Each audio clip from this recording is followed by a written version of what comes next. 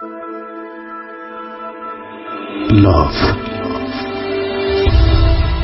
hate, challenge, motivation, lies, truth, impossible, virtue, morality, something beyond entertainment. Welcome to my stage of reality. আসসালামু আলাইকুম, সবাইকে শুভেচ্ছা। আমি আরজিকি থেকে। আমাদের চ্যানেলটি হচ্ছে www.youtube.com/dfm904, যে অরিজিনাল চ্যানেলে এই মুহূর্তে আপনারা আছেন। তো সবাইকে অনুষ্ঠান শোনার আগে বিনীতভাবে অনুরোধ করছি আমাদের চ্যানেলটি সাবস্ক্রাইব করবার জন্য। এখানে সাবস্ক্রাইব বাটনটি আছে, প্লিজ ক্লিক করবেন। পাশে একটা বেল বাটন আছে, বাটনটি অন করে নেবেন। সবার প্রতি রিকোয়েস্ট থাকছে। Thank you very much. ধন্যবাদ কিবলি। আমাদের আজকের অতিথি Rafi.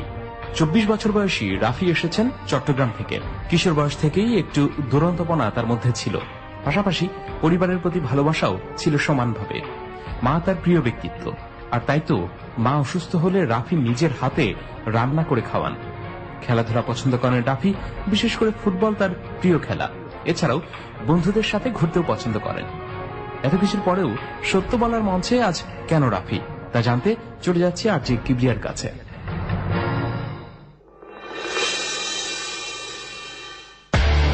Royal tiger drink presents যাহা বলিব সত্য বলিব, রিচার্জ ইয়োরসেলফ।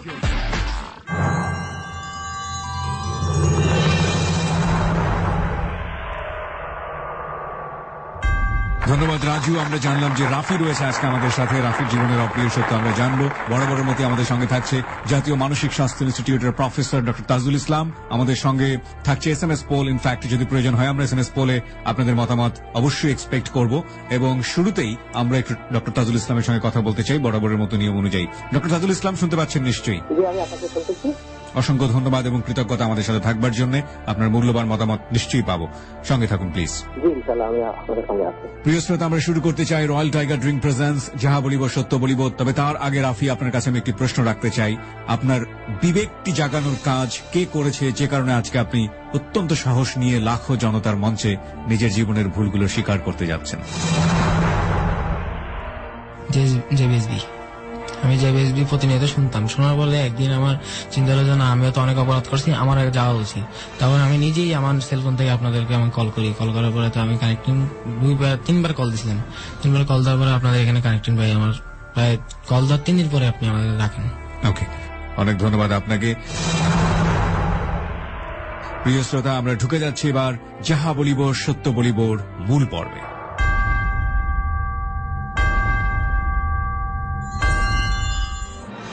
প্রিয় শ্রোতা, আমরা শুরু করছি যাহা বলিব সত্য বলিব। জি, আপনি শুরু করুন। আমরা আগে থাকতাম, আমরা এই চট্টগ্রাম নিউ মার্কেটে সদরঘাটে থাকতাম। তো ওখানে ফ্যামিলি পরিস্থিতি পরিবেশ মোটামুটি ভালো ছিল। মানে ওখানে যে কোনো একটা ক্রাইম করবো বা ক্রাইমের ভিতরে ঢুকবো এরকম কোনো পরিস্থিতি ছিল না। তো ওখান থেকে আমার আব্বু বিভিন্ন সমস্যার কারণে ট্রান্সফার হয় ওই শেষে বাইজিদ বুঝতামি আর। বাবা কি করেন আপনার? বাবা এখন ওই সময়টাতে কি করতেন? ওই সময়টাতে ডাটা সেট যে বিজনেসটা ওটা করতো। কি business? Data set, printing press. Okay, আচ্ছা। তো আপনারা ওখানেই থাকতেন?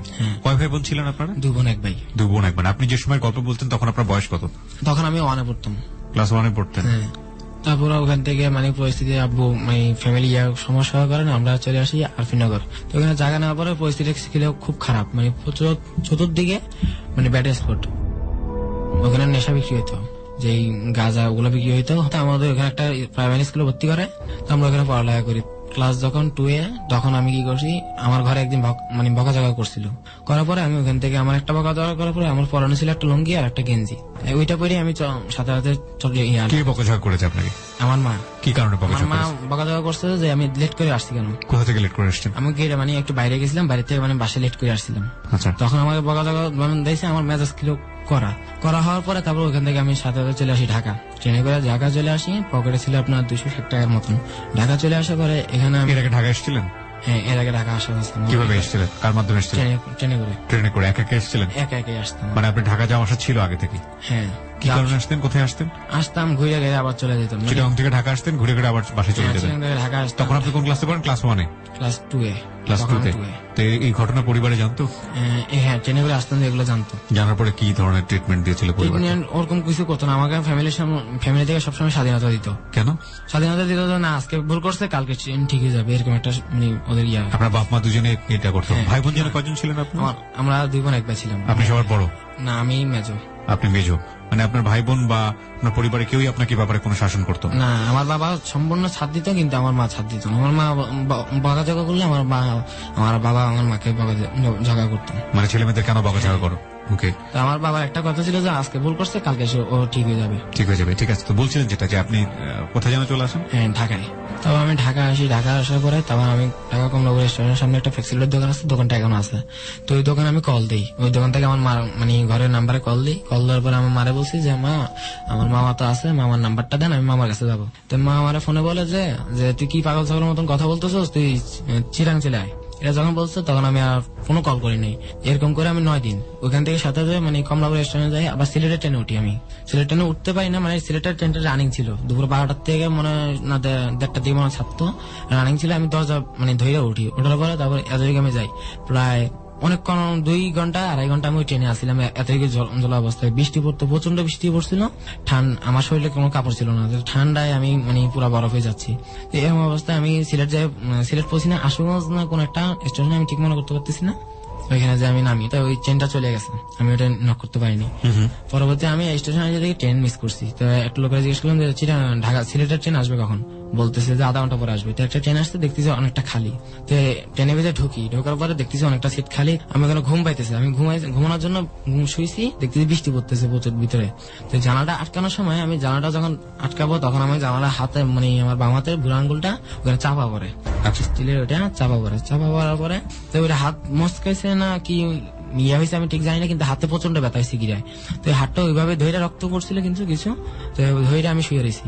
ওখানে শুয়ে থাকার পরে আমি ঘুম থেকে ওঠার পরে দেখতেছি স্টেশনটা চেনা চেনা লাগতেছে। স্টেশন চেনা চেনা লাগছে, ওকে। ট্রেন থেকে নামিয়ে দেখেছি ওখানে চট্টগ্রাম স্টেশন লেখা। তো আমি চট্টগ্রাম চলে আসছি, আর কোনো ইয়ে নাই। ওই সময় মনে হয় তারপরের দিন আমি সকাল 4টার দিকে ভোর এক ছেলের সাথে পরিচয়। ছেলেটা আমার ওখানে কুলিগিরি কাজ করায়, মানে একটা আনসারদের কিছু ইয়ে আসছিল, তো ওখানে আমরা 15 টাকা করে 30 টাকা পাইছিলাম। তো পেটেও মানে খিদা। আপনি কুলিগিরি করলেন? হ্যাঁ, আমি কুলিগিরি করছি। আচ্ছা। তো ওই ছেলের সাথে একবারই করছি। কিন্তু এই যে আপনি দূর দূরান্তে চলে যাচ্ছেন, মার সাথে রাগারাগি করে, ফ্যামিলিতে রাগারাগি করে, আপনার ভয় করতো না? না, ওই সময় আমার ভয় কোনো জিনিসটা কাজ করতো না, যে আমি একদম কারো হাতে পড়বো বা ফান্দে পড়বো, ওরকম কোনো ভয় কাজ করতো না। মানে বকা দিয়েছে তো বাড়ি থেকে পালাও? হ্যাঁ। ওকে, তারপর ওই ছেলে আমাকে নিয়ে যায় একটা নাস্তার দোকানে। আমি খিদে লাগছে, আমার পকেটেও টাকা নাই। তো নাস্তা খাওয়ানোর পরে ওখান থেকে আমার লালদিঘি ময়দানে নিয়ে আসে। লালদিঘি একটা ওই যেখানে রিজার্ভ গাড়িগুলো যায়, একটা হোটেলে নিয়ে আসে, বলছে চাকরি দিবে। ঠিক আছে, চাকরি দিবে। আমরা ওখানে দাঁড়াইছি বৃষ্টিতে। পরবর্তী এক লোক আসে, প্রায় 15-20 মিনিট দাঁড়া থাকার পরে কোনো কথা বলতেছে না, কিন্তু ছেলেটা কারোর সাথে কোনো যে হোটেলের সাথে কথা বলবে কোনো কথা বলতেছে না। তো আমার এক লোক আসে, নাম হয়েছে ওনার সুলাল, তো হিন্দু লোকটা। তো উনি কি করছে, আমার বলতেছে কি করস?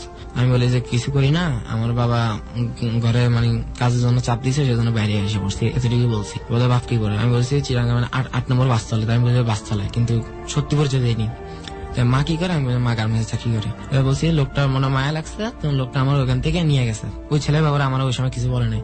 ওই হোটেলটা যে হোটেলের সামনে বসেছে, উনি দেখে বুঝছে যে আমার পেটে মানে খিদে লাগছে। তুমি আমার ভিতরে ঢুকে খাওয়ানোর পরে আমি ওখান থেকে ওই মামার সাথে মানে বিভিন্ন গাড়ির সাথে যাইতেছি। মামা কিন্তু ওনার ছেলে মতন রাখতো, তো ওনার ঘরে অনেকটা হিসাব টিসাব আমি রাখতাম। জিজ্ঞেস করেন আপনি কোথা থেকে আসছেন বা কি অবস্থা? হ্যাঁ, আমি বলছি যে আমি আরফিনগর শেষা বাসা, ওইটা বলছি। উনি বলছে আচ্ছা এখন আমার কাছে থাক, পরবর্তীতে তোকে আমি মানে ফ্যামিলি কাছের সাথে কথা বলবো। আচ্ছা। তারপর আমার নিয়ে যাওয়ার পরে আমি এখানে থাকি 9 দিন থাকি। ওনার ছিল 2 ছেলে 1 মেয়ে। 9 দিন থাকার পর আমার থেকে খারাপ লাগতেছে, আমি ফ্যামিলিতে চলে আসবো। তো ওই দিন আমি ওনারা না বললাম, আমি ঘর থেকে আইসা করি। উনি আমার মোবাইল দিতে চাইছিলেন, এর মধ্যে আমি মোবাইল টোবাইল কিছু নিয়ে নিই, আমার মোবাইল লাগবে না, যতটুকু আছে আমি এতটুকু ভালো আছি। তো উনি আমার কোনোদিন মানে চাপ দেয় একটা, মানে একজনের কাছে থাকলে যে একটা গালাগালি প্রেশার কিক করো, ওরকম কোনো কিছুই করতো না। তো ওনার ছেলের মতোই রাখতো। তো আমি 9 দিন পরে একদিন, ওই দিন ছিল বৃহস্পতিবার, ফ্যামিলিতে আসি। এলাকায় আসার সাথে সাথে আমার মানে ঘরে খবর গেছে রাফি আসছে। তারপর আমার আম্মু মানে একটা অন্য রাস্তা দিয়ে আইসা মানে আমার ধরবে এমন একটা ইয়া করছে, মানে যে আসছে তো আসছে, মানে মারধর কিছু করবে না। তা আমি ভয় যাইতেছি না। তারপর বলে আচ্ছা ঠিক আছে আয়।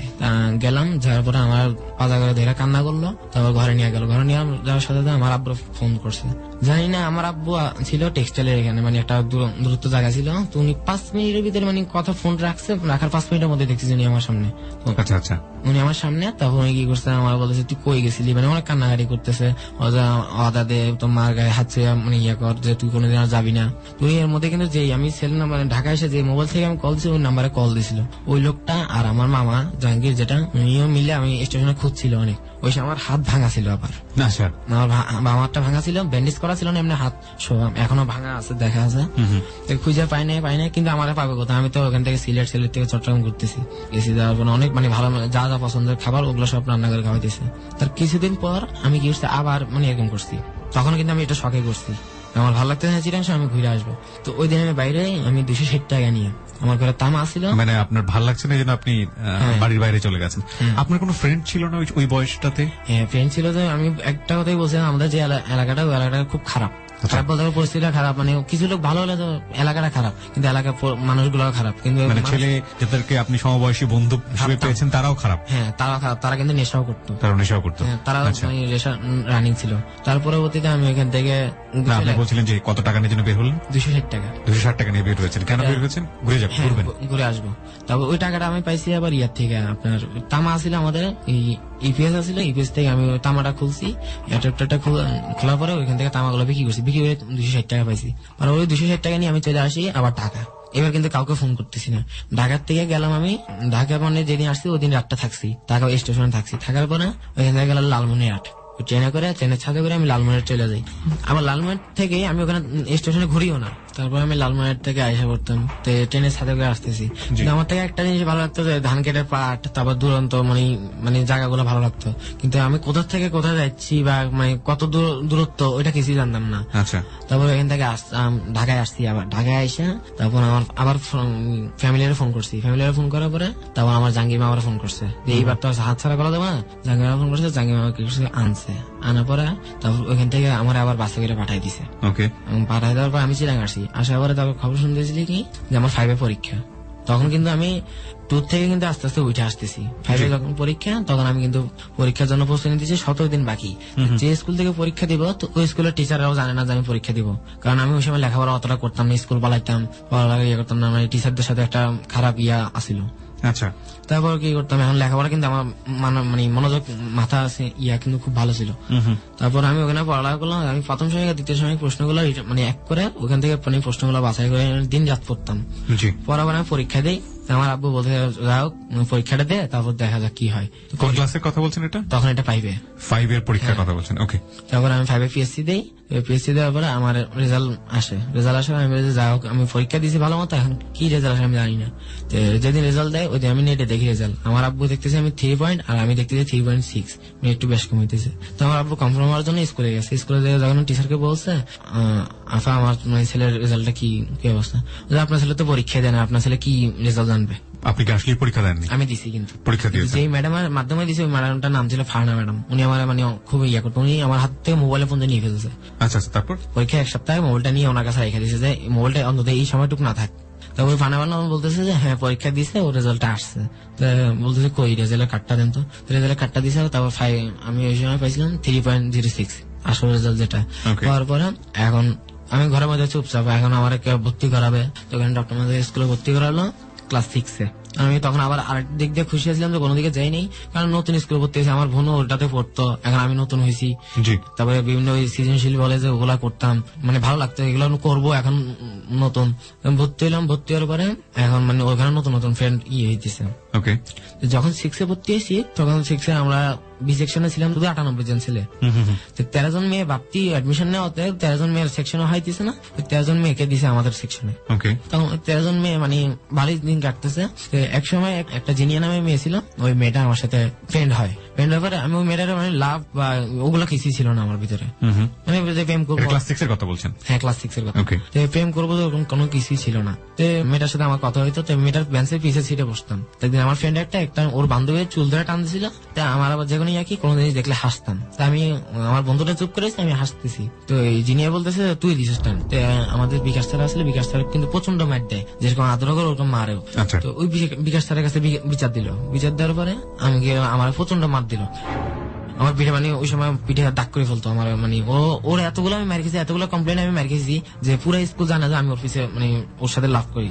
তো জিনিয়া কিন্তু ওতে রাজি নেই। আমি বলি তোকে তো আমি চাইতে দিছি, আমি তো তোর সাথে লাভ করতে চাইতেছি না। এরা যখন বলতেছে পরে আমি জিনিয়ার সাথে অতটা কথা বাড়াবাড়ি করি নাই, তা আবার বন্ধুত্ব মিলতেছে, আবার ছুটতেছে। তো একদিন গিয়ে গেলাম, ওরা আমি চেতানোর জন্য চিঠি লিখতাম যে আমি তোমার দেখতেছি, কিন্তু আমার নাম লিখতাম না, আমি 2 টাইপের লেখা লিখতাম, মানে একদম স্টেট বাই স্টেট লিখতাম, লিখে লিখে ওরা দিতাম, ওরা চেতাইতাম। ও মানে খুঁজতো, মানুষ খুঁজতো, কিন্তু কে মানুষ ওইটা পাইতো না। আমার চেতে তো কিন্তু ভালো লাগতো আমার মানুষকে। তারপরে ওইখান থেকে 6 অবস্থায় জিনিয়ার সাথে আমার এক প্রকার মানে খুব ভালো একটা সম্পর্ক হয়। ওই সময় ক্লাস 9-এ আঞ্জু আর আখি ওই দুই বোন আমার হেল্প করতো, মানে চিঠিগুলো ট্রান্সফার করার জন্য।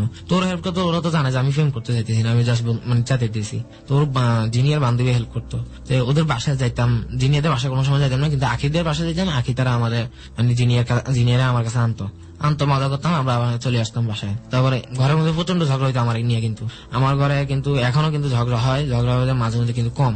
আগে তো মানে বেশি করতাম, সেজন্য ঝগড়া হইতো বেশি। তার পরবর্তীতে আমি যখন 6 পরীক্ষা দেওয়ার আগে জিনিয়ার সাথে আমার একটা বিচ্ছিন্ন ঘটে যে ওর বই নিয়ে ফেলে, আমি আমার সাথে মারি খাওয়াইতো, সেজন্য ওর বিজ্ঞান বই আর গণিত বইটা নিয়ে ফেলার পর ও আমার সন্দেহ করতেছে। তো আসলে আমার ব্যাক চেক করতো, কিন্তু আমি স্কুলে আসলে আমার ব্যাক চেক, একদিন আমার অজান্তে ব্যাক চেক করছে।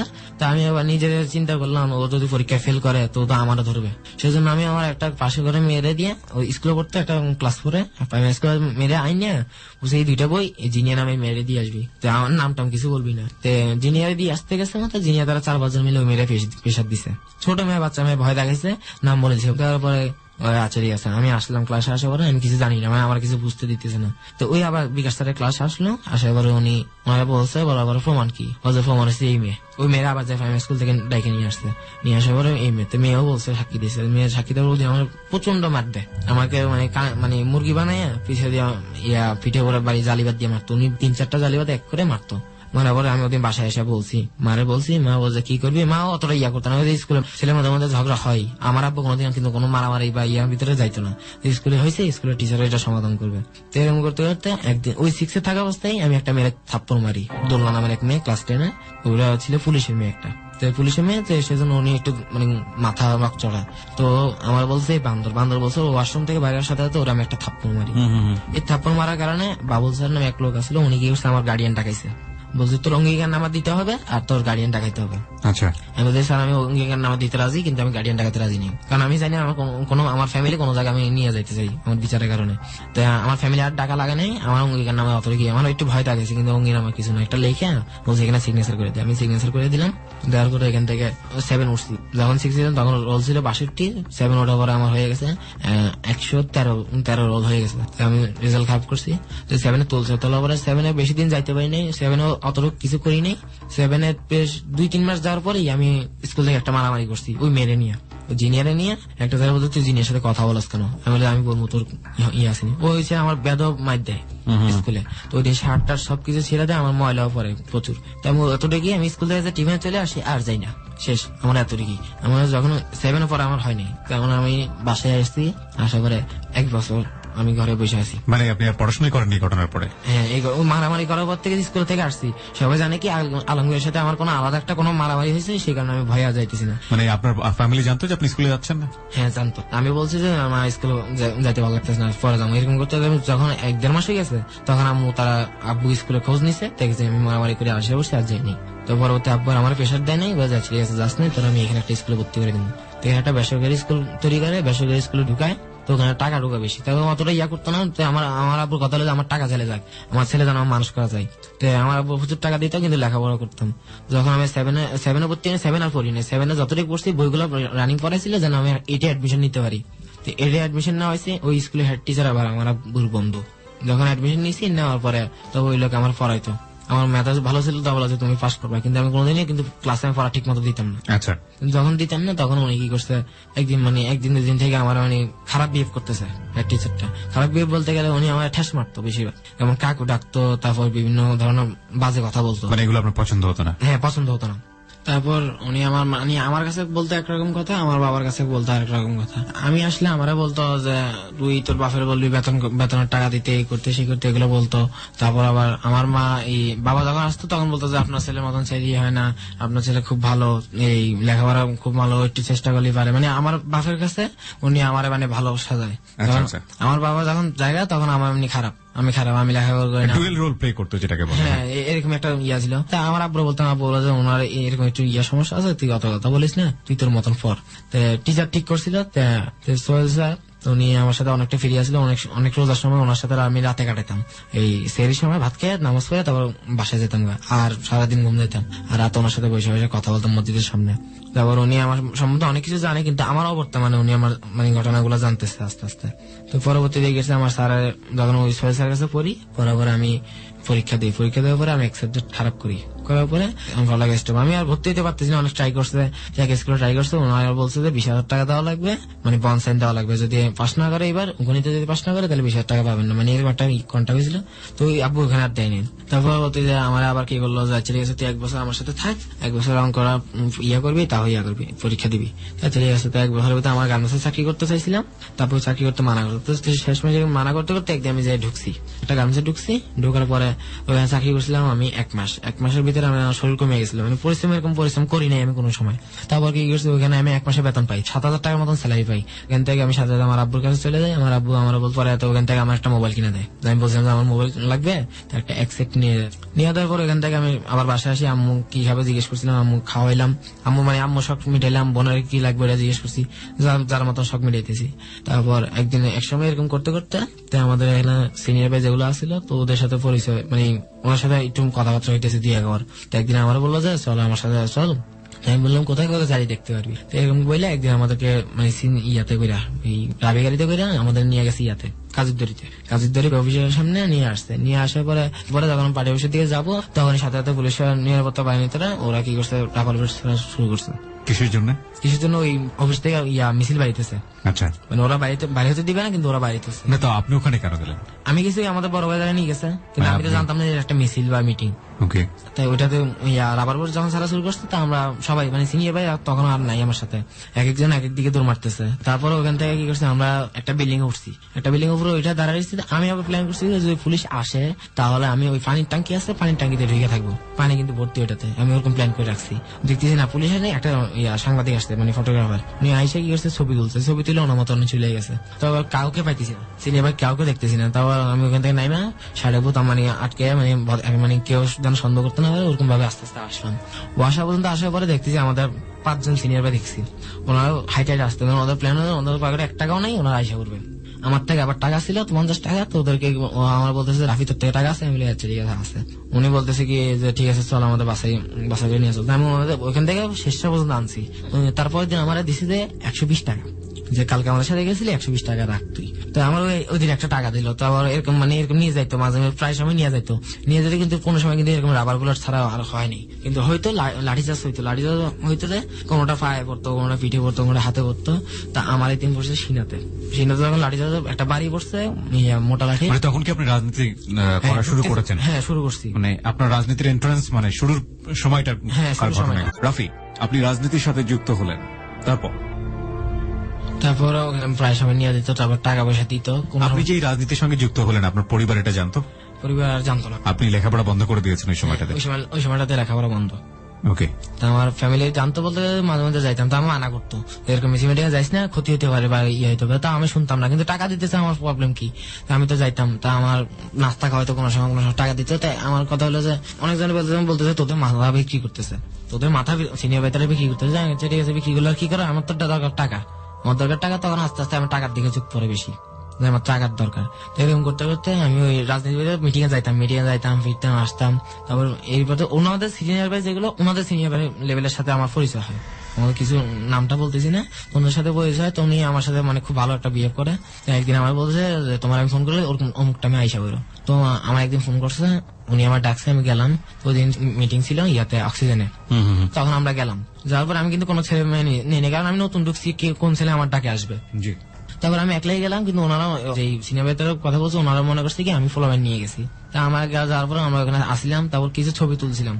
ছবি তোলার পরে কি করছে, বলে যাচ্ছে ঠিক আছে ছবিগুলো আমার বলছে ছবিগুলো তুমি তুলিয়া তোলার পরে আমার লাস্টে দিয়ে দিও। ছবি তোলার পরে ওনারা মিটিং শেষ হয়েছে, শেষ হওয়ার পরে আসার পরে উনি আমার কি করছে, কিসের ছবিগুলো? এগুলো মিছিল নিয়ে সামনের দিকে আসতে, তখন আমি ছবিগুলো তুললাম সামনে সামনে থেকে। ছবিগুলো তুললাম, ওনাদের কথা হলো যে ছবিগুলো তোলার পরে আমরা পরবর্তী নিতে পারবো। তো পরবর্তীতে উনি কি করছে, ছবিগুলো তুললাম সবার লাস্ট দিয়ে সন্ধ্যা 5টার দিকে আমার টাকা 200 হাতে ভিতরে দিছে, বলে যে যাওগা। টাকা 200 দিচ্ছে, তাই আমি বলে একলা এসে আমি পাইছি টাকা 200, যদি ফলাবেন আনতাম তাও তো ভাগে পাইতাম না। তো চিন্তা ভাবনা করে আমি চলে গেছি। আর কোনো আমি সিনিয়র বাসিতে আসি না, তখন আমি একলাই আসি। যদি পারি 2-4 ছেলে নিয়ে আসি, আর যদি না পারি একলাই চলে আসি। আর ওদের বলি হ্যাঁ আমার 2-3 ছেলে আছে, ওরা ওইখানে বসে রয়েছে, এরকম বলি। তারপর ওনারা কি করছে, রাজনীতির ভিতরে মানে প্রায় সময় এখন যাইতেছি না, কারণ আমি অন্যদিকে যোগ করছি। একটা বার্মাগলের নামে একটা ছেলে, মানিক নামে ছেলের সাথে পরিচয় হয়েছে, ফ্রেন্ড সার্কেলের ভিতরে পরিচয় হইতো। তো ওই ছেলে একদিন আমার বলতেছে যে তুই কি করছ, আমি বলি যে আমি এখন কিছু করি না, আপাতত ফিরিয়ে আছি। উনি বলতেছে যে আমার সাথে যাবি, আমি বলি কোথায়, যাবি কিনা বল, আমি আগে বল কোথায়। তাই উনি আমার বলতে চাইতে না, তো পরে একদিন কি করছে নিয়ে গেছে, তারপর জোর করে নিয়ে গেছে। কোথায় নিয়ে গেছে, ওই ইয়াতে বদ্দার আবাসিকে বিল্ডিং নিয়ে গেছে। আমি বলি কি জন্য আসছিস, বলে দেখ কি করি। এক হাতে একটা পাইপ বাইর করছে, পাইপের থেকে টাইনে আইনা তারা প্রায় 10-15 ফুটের মতো একটা লাঠি বের করছে, মানে পাইপের ভিতরে পাইপ টান দিলে এটা লম্বা হয়, টান দিলে আবার ছোট হয়, চাপ দিলে ছোট হয়ে যায়। তো ওইটার মাথা দিয়ে তারা ওই জালি আছে না, জালি পেঁচাইছে, যে এমন ভাবে জালি পেঁচাইছে একটা মানে কিছু ওইটার ভিতরে রাখলে এটা ঝুলে থাকবে, 4 ছাকনি যেরকম ওরকম। তো কি করবে এটা দিয়া, তো বলছে তুই দেখে থাক। তো পাইপ বেয়ে 3 তলা 2 তলা এরকম উঠতো, ওইটা এটা জানালা খুলে খুলে দেখতো, যেগুলো গ্লাস করা জানালা ওগুলো হালকা করে দেখতো, দেখার পরে গ্লাস করা লক গুলো খুলতে পারতো, আবার আমি পারতাম না। ও খুলে তারপর ওইটা দিয়ে ঢুকাইতো, মোবাইলের নিচে পাতলা একটা শিক দিত, তো ঢুকে যেত। ঢুকে গেলে মোবাইল চার্জে থাকুক আর যেরকমই থাকুক, ওই মোবাইলটা ওইটার ভিতরে পড়তো। আর যদি চার্জে থাকতো, করার পর ওইটা যখন তোর একটু টান দিত, তখন চার্জারের পিনটা খুলে যেত। মোবাইল নিতে এরকম করে, ল্যাপটপ নিতে, অনেক কিছু নিত। নেওয়ার পরে ওগুলো নিয়ে নামছে। তা নামার পরে এগুলো দেখছিস কি, আমি দেখছি এরকম 3-4 দিন করছিল আমার সাথে কন্টিনিউ, কিন্তু কোনোদিন আমার ভাগ দিত না। মানে আমারও এক কথা বলে আমার এটা শিখাইতেছে। তা আমিও গেলাম, কিন্তু হ্যাঁ নাস্তা পানি খাওয়াইতো, ওইগুলো করাইতো। তা আমি এক পর্যায়ে শিখছি, তো আমার ওর সাথে আমি যাইতাম কিন্তু কন্টিনিউ। তো একদিন ও নিচে দাঁড়াইছে, তখন আমার তুলছে ফার্স্ট। আমি কি গেলাম ওরকম একই মতো, কিন্তু আমি বেশি কিছু নিতে পারতেছি না। আমি 2টা মোবাইল নিছি, একটা প্যাড আছে, আইপ্যাড আছিল, আইপ্যাডটা নিছি। নিচে নামছি, নামার পরে তারপর কুকুর আসলো আবাসিকের ভিতরে, কুকুরগুলো তখন ঘে ঘে করছে, তখন সিকিউরিটি দৌড়ানো দিছে। তখন আমরা মোবাইল গুলো পকেটের ভিতরে ঢুকে গিয়ে আমরা এমন দৌড় দিছি, আমরা কোনো নালা দেখতেছি না, কিছু দেখতে, আমরা মানে উষ্টাকে পড়ছিলাম একটা গাছের সাথে বাড়ি কিনে। তারপর দৌড়াইতেছি, কিন্তু মানে এই পর্যায়ে কিন্তু আমার নিয়ে দৌড়াইতেছে না, ওর মতন দৌড়াইতেছে। তখন মানে আমাকে যে একটা মানে ও সেভ করবো ওরকম কোনো চিন্তা ভাবনা ছিল না। আমি দৌড়াইতেছি, দৌড়ানোর পরে কি করলাম, এক পর্যায়ে আমাদের এলাকায় ঢুকলাম। ওইখান থেকে কিছুটা পথ আইসে ওইখান থেকে গাড়িতে আমরা এসে পড়ছি, আমাদের সিকিউরিটি আর ধরতে পারিনি। তারপরের দিন ওখানে যে খবর এসেছে ওটা বাসায় চুরি হয়েছে। তো এরকম করে সে বিভিন্ন জায়গায় যাইতো, যেমন বদ্দার আবাসিকে যাইতো, তারপর ডিসির মোড় যাইতো, এরকম বিল্ডিং এ যাইতো। তারপর কি আসছে, ওর সাথে আমি যখন চুরি এগুলো শিখছি, সেখানে পরে ওরা আমার দরকার পড়তেছে না। তো আমাকে ফোন করতো, ফোন করলে আমি আর ফোনটা রিসিভ করতাম না, বা কোনো জায়গায় ফোনের সময় বলতাম আমি অমুক জায়গায়, আমি মানে বিভিন্ন কাজের অজুহাত দেখাইতাম। এখন ও আমার আর ধার ধারতেছে না, ও যেহেতু এত অজুহাত দেখাইতেছে আর ধার ধারার দরকার নেই, তো ও নিজের মতো কাজ করতো। তো আমি তো কাজ শিখে গেছি, আমার ওর প্রয়োজন নেই। তারপর ওই চিঠি শিখার পরে সাথে সাথে আমার একটা সাহায্যের সাথে পরিচয় হলো। সেটা তো কয়েক বন্ধু, একটার সাথে একটা কানেক্টেড থাকে। তো আমি পরিচয় হওয়ার পরে ওর সাথে আমি কথা বলি, কথা বলার পরে ও আমার শিখে নেশা খাওয়া, যেটা ফার্স্ট আমি খাই গাঁজা, মানে সিগারেট তো খাইতাম কন্টিনিউ, এরপরে আমার শিখেছে গাঁজা।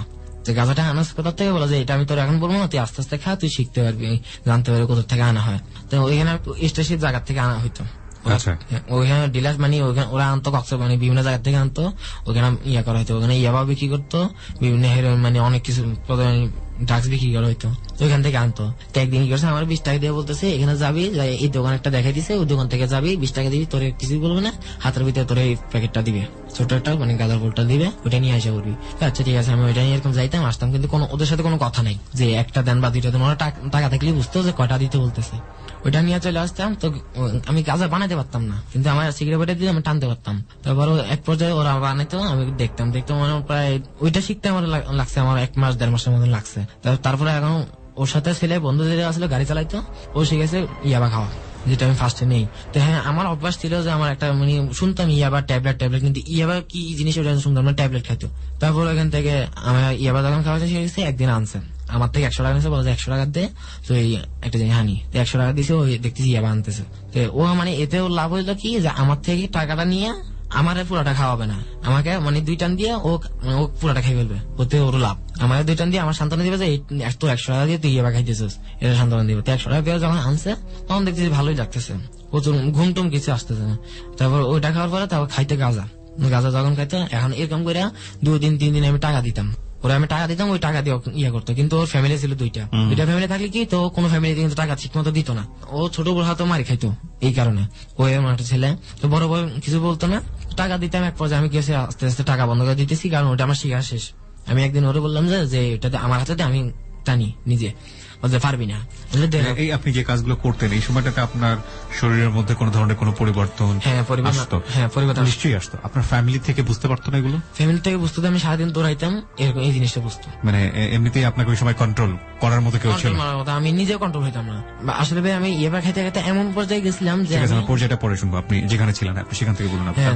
আমি নিজে হাতে যখন টানতে চাইছিলাম তো উনি কি করছে, মানে দিতে চাইতেছে না মোজাম্বেলে দিতে। আমি তারপর ইয়াটা নিয়ে তারপর পানিটা নিয়ে টানছি, টানার পরে তো বলতেছে তুই তো হারাতে পারতেছ ঠিক মতো। আমি হারাতে আমি ঠিক মতো পারবো, একলা ভাই গাছে ওঠা এরকম বললে তখন আমি আস্তে আস্তে মানে ইয়ে করতেছি। তো এরকম করার পরে প্রায় 1 সপ্তাহ পর ও আমার সাথে পারে না, মানে তখন আপনি ওর চেয়ে ভালো বেশি আমি এক্সপার্ট হয়ে গেছি। ও যখন আমার এটা করছে তো ও বলে যে ও আমার সাথে পারতো না, ও যদি খাইতে একটা আমি খাইতাম 2টা, ওই একটা খাওয়ার সময় আমি 2টা খেয়ে বসে থাকতাম। কিন্তু এই সময় আমি এরকম আনলে কিন্তু 3টা 4টা 5টা কোনোদিন 1টা 2টা আমার খাওয়া হইতো না, কন্টিনিউ খেতাম 3টা 4টা করে খাইতাম। যখন আমি খাইতাম খাওয়ার পরে কিন্তু আমার ঘুমতো নাই, আমি রাতে 3টা বাজে 4টা বাজে ঘরে ঢুকতাম, অতিজোর 1 ঘন্টা করে থাকতাম, কি 1.5 ঘন্টা, মানে ফজর মানে আজানটা দিবে, আলোটা আকাশ দেখবো, সাথে সাথে বাইরে যাবো।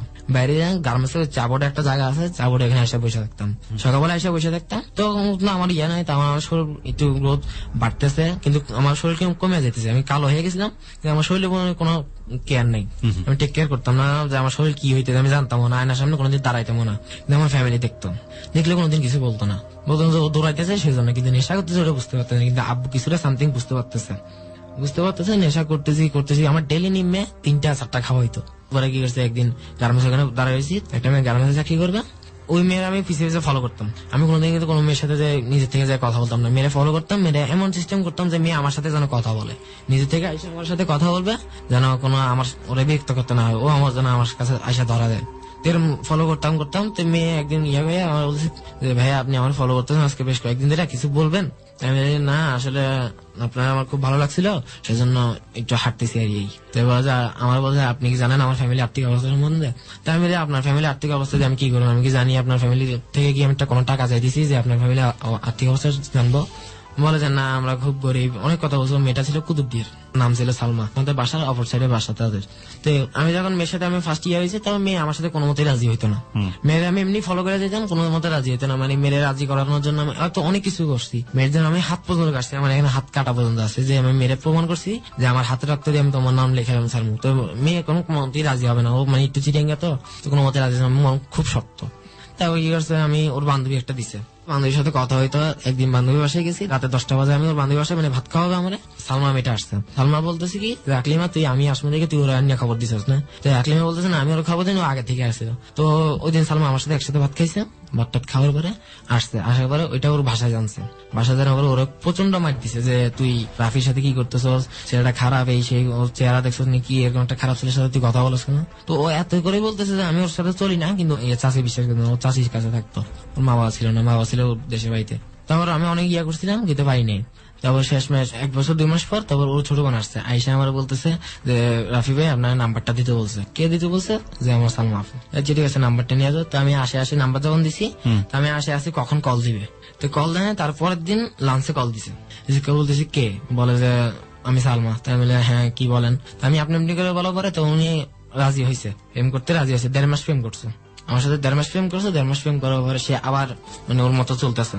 ও আমার কন্ডিশন দিয়েছিল যে ফার্স্ট কন্ডিশন হয়েছিল হইলে গিয়ে যে ওর সাথে আমি রাস্তাঘাটে কথা বলতে পারবো না, যা কথা বলা হবে মোবাইলে, আর ওরা টাকা দিতে হবে, মানে সপ্তাহে বা ওরা একটা মানে যেকোনো একটা টাকা দিতে হবে, হ্যাঁ মোবাইলের বিল বা যেকোনো একটা নাস্তার বিল ওরা দিতে হবে। মানে ওই সময় তো আমার কোনো উপার্জন ছিল না, যেগুলো হইতো ওগুলো আমার নেশার পিছিয়ে যাইতো। আমি কোনো সময় কোনো মেয়েরে কিন্তু টাকা দিতাম না, মোবাইলের দিন যেগুলো করতাম সব মোবাইলে আমার টাকা খরচ করতাম। তো এই মেয়েটার সাথে এরকম করতে করতে তো মেয়েটা দেখতেছি না মেয়েটার আমি চাহিদা পূরণ করতে পারতেছি না, তো আমি ওর সাথে কথা বলা বন্ধ করে দিচ্ছি, ও বন্ধ করে দিচ্ছি, আমিও বন্ধ করে দিচ্ছি। ও আমার এক পর্যায়ে রাস্তাঘাটে গালাগালি করতো, আমিও করতাম, কিন্তু রাস্তায় কেউ বুঝতো না। ওর পাশে দিয়ে আমার ও চলে যেতেছে, আমার গালালি করে চলে যেতেছে, কে বুঝতো না, ছেলে আস্তে আস্তে আমার কাছে গালালি করতো। তারপর ওরা ফালে, তারপর আমি গেলাম প্রতিযোগিতায়। এই যে বললাম যে কাউসার ভাই আমাদের সিনিয়র ভাই, তো সিনিয়র ভাই আমার কি লোভে কিছু টাকার লোভে আমার কাছে মানে ওই লিক করছে যে কোন জায়গায় কি হয় না হয়। আমার বলছে তোর কাছে টাকা আছে, আমি ওই দিন আমার ঘরে কাজ চলতেছিল, ডিপকলের কাজ চলতেছিল, তো আমি বলছি হ্যাঁ আমার কাছে আছে তো টাকা। তারপর নিয়ে গেছে আমার বলে টাকাগুলো নিয়ে চল তোর আমি নিয়ে যাবো। নিয়ে গেছে, নিয়ে যায় একটা বিল্ডিং এর নিচে, বিল্ডিং এর রিসেপশন যেরকম নিচে নিচতলা রিসেপশনে নিয়ে গেছে। নিয়ে যাওয়ার পরে ওনার টাকার কথা বলছে, 400 টাকার কথা হয়েছে। 400 টাকার উপরে উনি নিচে ছিল, তা আমার বলতেছে ভয় দেখেছিল যে তুই একলা টাকা পয়সা নিয়ে যাস না, মোবাইলটা নিয়ে যাস না, পরে চুরি টুরি দেখে টাকা পয়সা রেখে দিব, আর যদি না থাকে তো কিছু করবো না। আমি ভয় গেছি, ওনার কাছে মোবাইল আর টাকা পয়সা গুলো দিয়ে গেছিলাম, গয়না দিয়ে রাখিনি। তো উনি কি করছে, আমার পরবর্তীতে আমি যখন ওখান থেকে আসি, মেয়েটার সাথে আমার ফিজিক্যালি রিলেশন হয় ওই দিন, হওয়ার পরে আমি কোনো সমস্যা নেই, কিন্তু কোনো প্রবলেম হয় নাই। ওখান থেকে আসা হবে না, তারপর কাছের থেকে আমি টাকাটা নিলাম। তো আমার থেকে কেমন লাগতেছে, টাকা শর্ট লাগতেছে, কিন্তু আমি তারপর ধরতেছি না, কিন্তু টাকা শর্ট হচ্ছে 50 টাকা। উনি আমার কিন্তু বয়সে সিনিয়র, উনিও 50 টাকার জন্য আমার কাছে ওই জিনিসটা বিক্রি করলো। মানে ওনার মান সম্মানটা নাই, কারণ একটা ছোট ইয়ার কাছে উনি এই জিনিসটা বিক্রি করছে অনেকটা ইয়া না। পরবর্তীতে আমি নিজেই পতিতালয়ে যাইতাম, টাকা 500 1000 এম করে পতিতালয়ে যাইতাম। আপনি যখন পতিতালয়ে যাচ্ছেন প্রথম দিকে, তখন আপনার বয়স কত? তখন আমার বয়স ছিল 14 বছর বয়সে। 14 বছর বয়সে আপনি যেসব মেয়েদের সাথে সব কাজ করতেন? না, মাত্র 2টা, মানে সালমা নামে মেয়ে দিয়ে আমি শুরু হয়েছে। আচ্ছা, তো যে মেয়েটার সঙ্গে আপনি সব কাজ করতেন তারা কি আপনার সমবয়সী ছিল নাকি আপনার চেয়ে বয়সে বড় ছিল? না, অনেকটা আমার সমবয়সী ছিল। আপনার সমবয়সী ছিল। আপনি এই যে কাজগুলো করতেন, আপনার কি এগুলো সম্পর্কে কোনো আইডিয়া ছিল? মানে আইডিয়া বলতে আমি যেটা বোঝাচ্ছি, সেক্স মানে নিরাপদ শারীরিক সম্পর্ক যেটাকে বলে, সেটা সম্পর্কে আপনি কোনো আইডিয়া ছিল? কোনো আইডিয়া ছিল না। এমনি আপনি এইডস রোগ সম্পর্কে জানতেন? না, আপনি এইডস রোগ সম্পর্কে জানতেন না। এছাড়া আরো যে রোগগুলো আছে, সেক্সুয়াল ডিজিজ যেগুলোকে বলা হয়, সেক্সুয়াল এসটিডি বলে যেটাকে, সেক্সুয়াল ট্রান্সমিটেড ডিজিজ, অর্থাৎ একটা যার সঙ্গে আপনি শারীরিক সম্পর্ক করছেন তার শরীরের মধ্যে যে রোগ আছে, হ্যাঁ, যৌনবাহিত রোগ, সেগুলো আপনার শরীরে চলে আসবে। হ্যাঁ, এগুলো রোগ সম্পর্কে আপনি জানতেন, যেমন গনোরিয়া বা ইত্যাদি? এরকম রোগ সম্বন্ধে জানতাম না, কিন্তু ওই সময়টাতে আপনি কিছু জানতেন না? হ্যাঁ, কি জানতেন? মানে নাম শুনছি, কিন্তু এসব করাতে যে এই রোগগুলো আমার ভিতরে প্রয়োগ করতে পারে ওটা জানতাম না। কোনো আইডিয়া ছিল না? না, ওরকম কোনো এবং আপনি কোনো নিরাপদ সম্পর্কের মধ্যেও যাননি? না। ওকে, ঠিক আছে, বলুন। তারপর আমি ওখান থেকে মানে যখন আমি প্রতিনিয়ত এখন যাইতেছি, তাই আমি যখন ওই যে বোর্ডিং এ নিয়ে গেছিল ওইটার নাম ছিল যে তার পরবর্তীতে আমি ওইদিকে গেছি, একদিন ঈদে গেছিলাম, তখন মানে আমি একলা যাইতাম। এখন কি আমার বন্ধু বান্ধব নিয়ে যেতাম, বন্ধু বান্ধবকে বলতাম যে 500 টাকা বা 600 টাকা, তা ওখানে যাই দিতাম 300 টাকা 400 টাকা। মানে এক প্রকার বলতে গেলে ওদের যে দালালগুলো আছে, ওই দালালের সাথে আমার সাথে কন্ট্যাক্ট হইতো মোবাইল। মানে দালালের উপর দালালি করতেন? হ্যাঁ, কন্ট্যাক্ট হইতো, মোবাইলে কন্ট্যাক্ট হইতো যে আমি একটা 2টা লোক পাঠাই দিছি, 2টা লোক থেকে এত টাকা আমি তোদেরকে দিয়ে দিচ্ছি, ওদের থেকে টাকা নেওয়ার দরকার নেই। তো ওরা গেলে আর টাকা নিত না, নাম কি এই নাম বলে দিলাম, ওই 2 নামের লোক গেলে ছেড়ে দিত, ওরা কিছু বলতো না, ওরা তোমাদের কাজ ছেড়ে আসে করতো, আমি টাকাটা পরবর্তী বিকাশ করে পাঠিয়ে দিতাম। তো ওইখান থেকে আমার প্রতিনিয়ত 200 300 400 করে লাভ হইতো। তো এক ঈদে আমি কি হয়েছে, এর মধ্যে ঈদ আসছিল, তো কাপড় জামা পড়ছি, আমার বন্ধু একটা আসছিল সোহাগ, ওই সোহাগে নিয়ে যাই আমি। সোহাগে নিয়ে যখন যাই তখন সোহাগে ঈদের বকশিস পাইছিল টাকা, তো সোহাগে বলছে যে টাকা 1200 লাগবে দুজন হইলে, তা ও বলতেছে যে আমার টাকাও দিবে। আমি বলছি আমার টাকা, আর কন্ডিশন আমি কিছু কন্ডিশন দিই, যদি আমার নিয়ে যাস হয় আমার টাকা দেওয়া লাগবে 300-400 করে, আর যদি না দেস তাহলে আমার করানো লাগবে। এর থেকে কিন্তু আমি লাভ আছে, দালালের এখানে দেওয়ার থেকেও আমার লাভ আছে, আবার ওরও আমি কন্ডিশন দিয়ে আমি লাভ নিতাম, 2 দিকে আমি লাভ করতাম। পরবর্তী ওরা আমি চিনাইতাম না, ওরা আমি একটা ভয় দিয়ে রাখছিলাম যে তুই যদি আমার সাথে আসস, এরা কিন্তু খুব খারাপ লোক, মানে বাইন্দা রাখতাম, আমি ভয় রেখে রাখতাম। ওরা যদি ভয় ভেঙে যায় তাই কিন্তু ওরা আমার নিয়ে আসবে না, ওরা একলা এসব করে যাবে, আমার টাকা পাবো না, আমি কোনো দিক থেকে লাভ করতে পারবো না। পরবর্তীতে ওরা আসতো না, ওরা আমার সাথে কোনোদিন আসতো না। ঈদের দিন, ঈদের এই সময় মানে দুপুর দিকে পরে ওদিন ওরা করছে, করার পরে ওদিন টাকা শেষ, ওর থেকে টাকা শেষ, আমার থেকে টাকা শেষ, আমি ঘুরে গেলে টাকা শেষ করেছি, আমি কিন্তু ওদিকে টাকা দিইনি। টাকা না দেওয়ার পরে পরবর্তী কি করছে, আমার নিয়ে আবার বাসা গেছে, তার 3 দিন 4 দিন পরে ওর বেতন হয়েছে ওর ফ্যাক্টরি। ও কি করছে, আরো 2-3টা ছেলেরা বলছে এরকম বলছে, তো ও 2-3টা ছেলেকে আমাদের কাছে নিয়ে আসছে।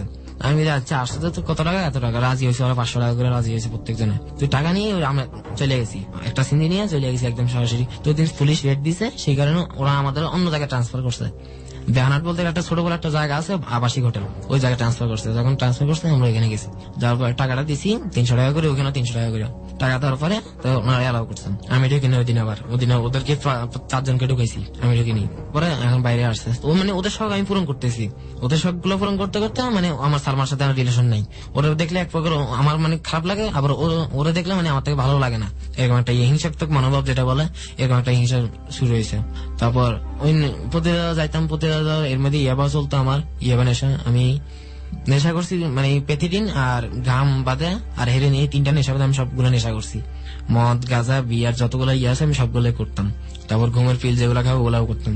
তো আমি যখন নেশা করতাম, ঠিক আছে, আমার বন্ধু বান্ধব যখন ইয়ে করতাম ওদের জানতো না আমি নেশা করতাম, কিন্তু ওদেরকে আমি ওদের মধ্যে কাজে বাসায় পাঠিয়ে দিয়ে আমি আমার নেশা করতে যেতাম। ওদের থেকে যে টাকাগুলো পেতাম ওরা আমি নেশা করতে যেতাম। তাই আমাদের ওখানে শহীদপাড়া নামে একটা লোক আছিল, ওইখানে মহিলা আছিল, একটা মহিলা বিক্রি করতো। তো ওদের থেকে আমি টাকা দিয়ে নিতাম। তোমার আমার মানে ব্যবহার আমার ওইখানে সেফটি ভাবে যেভাবে যাইতাম, যে একটা সেফটি মানুষ আছে না, যে আমি যাই একটা কথা বলতাম না, যে সামনে দরজা দিয়ে যাইতাম না পিছের দরজা দিয়ে যাইতাম, সবাই আসতে সামনে দরজা আমি পিছের দরজা দিয়ে। তা আমরা জিজ্ঞেস করতে দিচ্ছি পিছের দরজা দিয়ে আসিস কেন? আমি বলি যে পিছের দরজা সেফটির জন্য, যদি আমি ধরা গাড়ি আমার যদি কেউ ফলো করে আসে তা আপনারা ধরা খাবেন।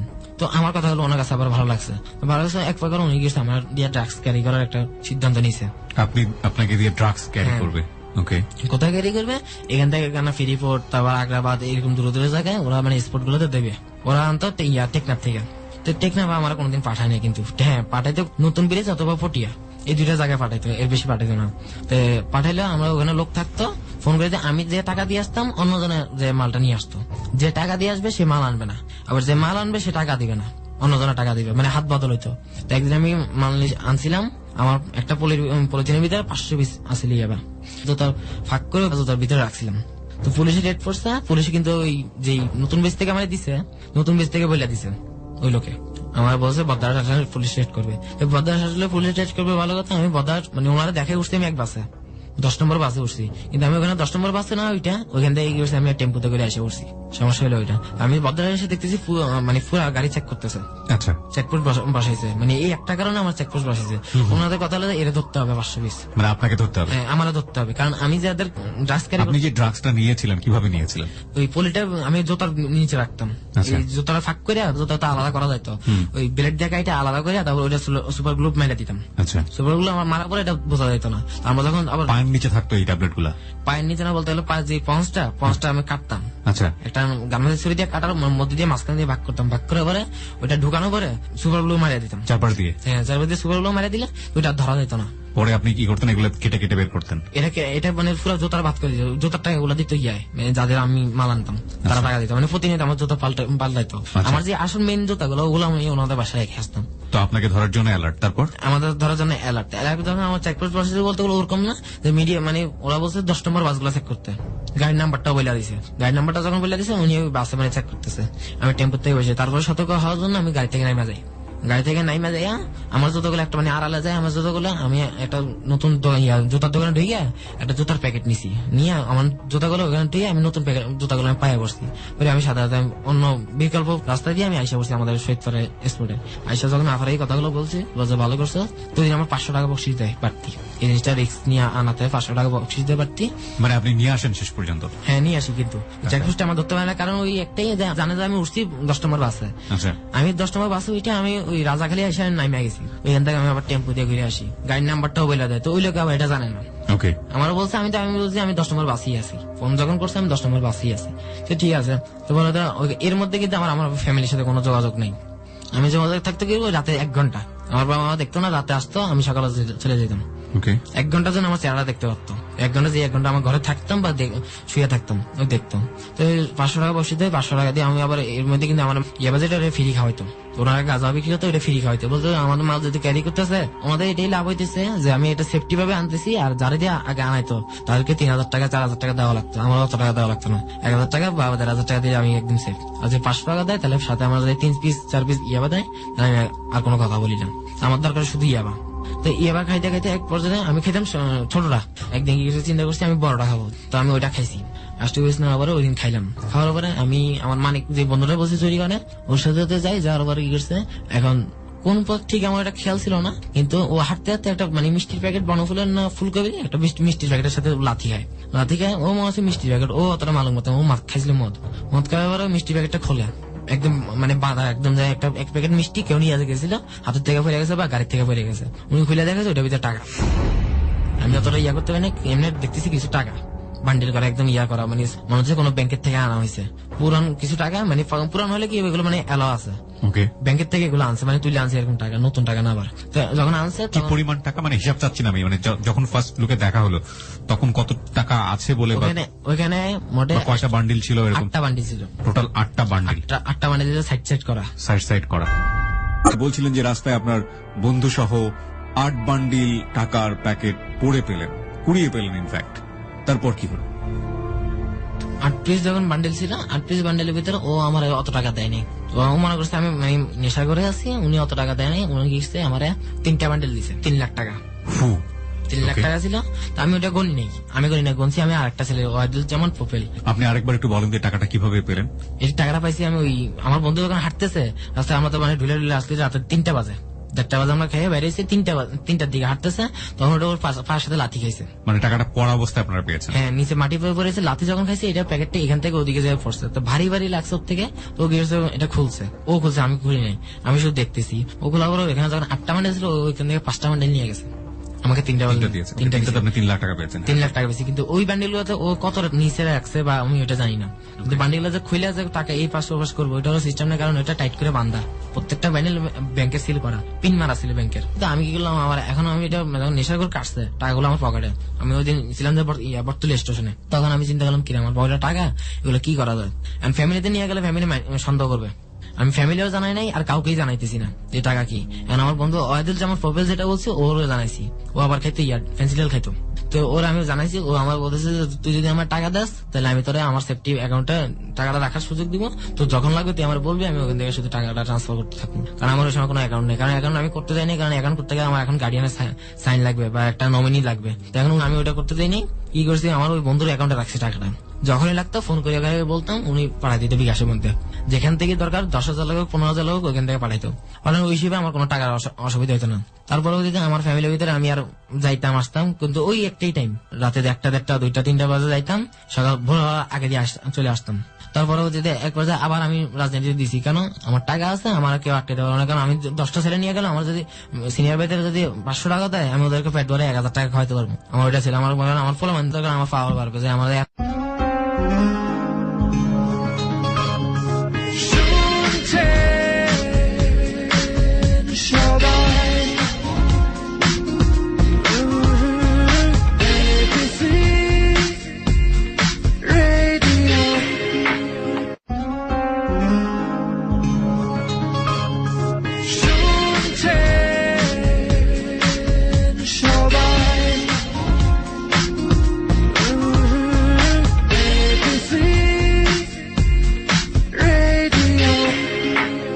এলাকা একটা কেউ বড় কথা বলতে পারবে না, কিন্তু আমি এলাকার ভিতরে ছেলে করিনি, করছি বাইরে, যেমন বদ্রা, সি বিচ, পতেঙ্গা, তারপর কোতালি, এসব দিকে আমি ছেলে করছি। MS কলেজের ছেলে আসলে আমার, মানে সিটি কলেজের ছেলে আসলো, ওদের ছেলে মিশতাম বলতে গেলে, ওদের সাথে আমার মিশার একটা টাইম ছিল, যে এমন টাইমে আমরা সবাই একসাথে এমন একটা টাইম থাকতো, যেমন 31st নাইট, বিভিন্ন সময় আবার যদি কোনো সমস্যা হইতো তাহলে একসাথে জোট হইতাম, জোটা পরে যেদিকে যাওয়া যাইতাম, মানে একজনের সাথে একজনের কানেক্টেড থাকতো। এই টাকাগুলো কি করলেন? এই টাকাগুলো ওদের যেমন পপুলার অ্যাকাউন্টেই আছে।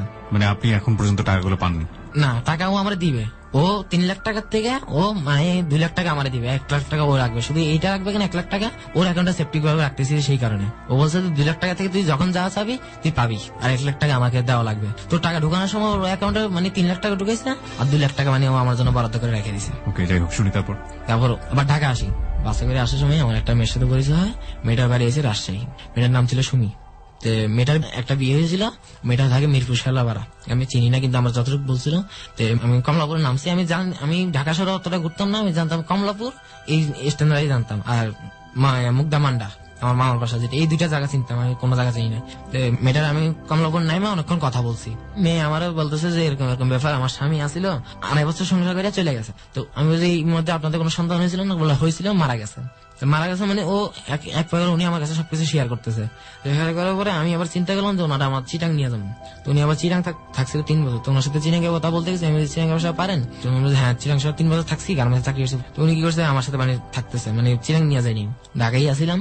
ঢাকা আমি ওর মেয়ের সাথে আসলাম যে 9 দিন থাকার পরে মেয়েরে আমি টাকা মানে একটা কন্ট্যাক্ট করছি যে তোমার আমি এরকম কিছু টাকা দেবো, তুমি কোনো দিকে দৌড়াদৌড়ি করা দরকার না, চাকরি বাকরি করলে করো, না করো দরকার নেই। কিন্তু মেয়েটা একটা খারাপ পথে যাওয়ার সিদ্ধান্ত নিয়েছিল। দেওয়ার পরে মেয়েটা বলতেছে আমার যদি টাকা হয় আমি আর কোনো খারাপ পথে যাবো না, কারণ আমার টাকা দরকার, আমি টাকার জন্য আমি খারাপ, কারণ আমি এর থেকে আরো খারাপ যাইতে পারবো। তো মেয়েরা আমি বললাম যে প্রতি মাসে তোমার কত টাকা লাগে?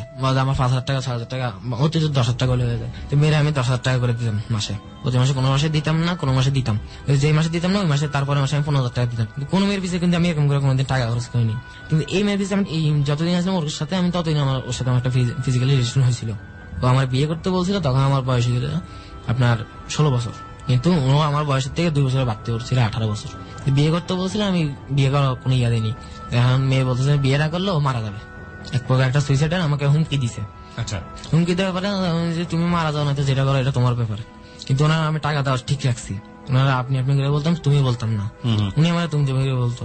তো ওনার টাকা দেওয়া আমি বন্ধ করছি 3 মাস।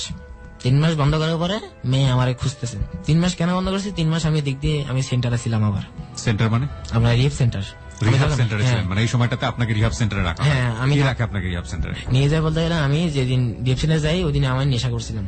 আমি প্রায় 3-4টার মতন ইয়াবা খাইছি আর গাঁজা খেয়ে মানে ঘরে ঢুকছি। ওই খাওয়ার পর আমি ফিলে আসছিলাম। তো ফিলে থাকার পর আমি ঘরে ঢুকে ভাতটাত খেয়ে গোসল করে কম্পিউটার সামনে মাত্র বসছি, গান টান দেখতেছি। ঘরে কম্পিউটার ছিল। তো এই সময় কল দিছিল আমার আব্বু। তো আমার আব্বু কেন কল দিছে? যেন ঘরে যদি থাকে তাহলে যেই লোকগুলো আমার ধরে নিয়ে যাবে ওই লোকগুলো নিয়ে আসবে সেন্টারে, যে লোকগুলা। তো আমি তার ফোন রাখার আধা ঘন্টা পরে দেখতেছি 3-4 জন লোক আসছে। 4 জন লোক এসে আমার ডিবির মতন ধরে নিয়ে গেছে। আমি ডিবির লোক যদি হয় তাহলে এগুলো মানে আমার ছাড়াই আনা যাবে। তো আমার আব্বু বলতেছে কি হয়েছে? উনি এমন একটা ভান ধরছে জানে, উনি কিছু জানে না, ওনারই প্ল্যান এটা। মানে বাবাই আসলে এটা প্ল্যান করে মানে আমার ভালো করার জন্য, নেশার থেকে আনার জন্য। উনি নেশায় বুঝে গেছে। এটা ওনারা বলছে এক ছেলে মানে বাপ্পি নামে এক ছেলে, যার সাথে আমি নেশা করতাম, তার বাপে বলছিল যে আমার ছেলে এরকম ভালো আছে, আপনার ছেলে দেন, আপনার ছেলেও ভালো হবে। আচ্ছা, যখন সেন্টারে নিয়ে যায় তখন আমার সেন্টার থেকে বলা হয়েছে যে 1 সপ্তাহ ভিতরে তুমি যাইতে পারবা। ওখানে যাওয়ার পর আপনি কি দেখেন? ওখানে যাওয়ার পর দেখতেছি এরকম আমার মতো আরো আছে। প্রচন্ড শারীরিক অত্যাচার হয়েছিল, মানসিক অত্যাচার হয়েছিল। তারপর আমি বাইরে হওয়ার পরে আমি 2.5 মাস সুস্থ। কি ধরনের শারীরিক মানসিক অত্যাচার? শারীরিক অত্যাচার বলতে গেলে ওনারা মানে গিরিল আসলে গিরির সাথে লটকে রাখতো। তখন আমার একদিন 1.5 মাসের মাথায় আমার ফ্যানে লটকাইছিল। ফ্যানে লটকে আমার ব্যাট দিয়ে মারছিল। ওদের একটা মায়ের ইয়া ছিল কি যে পিছে মারতো। মানে এই মারটা কেন দিয়েছিল? কারণ আপনি নেশার জন্য ছটফট করছিলেন? হ্যাঁ, নেশার জন্য আমার কিছু ভেড়া চলতেছিল। আর আমার দোস্তুটি, ওখানে দোস্তুটি ধরলে এটা করতো, এই কাজগুলো হতো। আচ্ছা, দোস্তুটি বলতে গেলে কাউকে তুমি করে বলা যাবে না, লাইন্স করা যাবে না, বইটাস করা যাবে না, সিগারেট শেয়ারিং করা যাবে না। ওখানে আবার সিগারেটটা আমার বন্ধ করে দিয়েছিল, কারণ আমার ফ্যামিলি মানা করেছে যে সিগারেট দিয়েন না, সিগারেটটাও জানা যায় না। কিন্তু যেদিন আমি 3 মাস পরে বাইরে এসেছি, 3 মাস পরে বাইরে হওয়ার পরে আমার খাওয়ার ইচ্ছাটা বাড়ছে। মানে আমার ওরকম নেশা না, কিন্তু আমার মানে যে চাহিদা, মানে ওখানে তো ভাতটা কম দিত, ফুডের চাহিদা। হ্যাঁ, ফুডের চাহিদা বাড়ছে। তো ওখানে খাইতাম, প্রচুর খাইছি, যে আমার খাইতে ইচ্ছা করতেছি কিন্তু আর খাইতে পারতেছি না। আমার এরকম একটা অবস্থা হয়েছে। তো যেদিন মানে ওখান থেকে সারা পাইছি, তারপরে দিয়ে আমি সিগারেট খাই। আবার সিগারেট খেয়ে ঘরে আসি, ওই আবার 3 মাস পরে টান দিচ্ছি তো সিগারেটটা, তো আমার মাথা ঘুরাইছে। আমি ঘরে এসে শুয়ে গেছি, আব্বু অতটা ধরতে পারে না। এই 3 মাসের মধ্যে এই ভদ্রমহিলার সঙ্গে আপনার কোনো যোগাযোগ ছিল না, না? এই 3 মাস আমার টাকা দেওয়া বন্ধ। আচ্ছা, আমি এখান থেকে কত টাকা করে দিতেন প্রতি মাসে ওনাকে? প্রতি মাসে আমার 10,000 টাকা করে দেওয়া হতো। 10,000 টাকা করে ওকে দিতেন? এই টাকা পেতেন কোথায় আপনি? ওই ব্যাংকের থেকে। ওই যে 2 লাখ টাকা আপনি পেয়েছিলেন রাস্তায় 2 লাখ ঘুরিয়ে, টাকা থেকে 2 লাখ না তো আপনি 3 লাখ পেয়েছিলেন, 3 লাখ। ওখান থেকে আপনি আর কি হ্যাঁ, পেতেন? 1 লাখ টাকা তো ওকে দেওয়া লাগছে।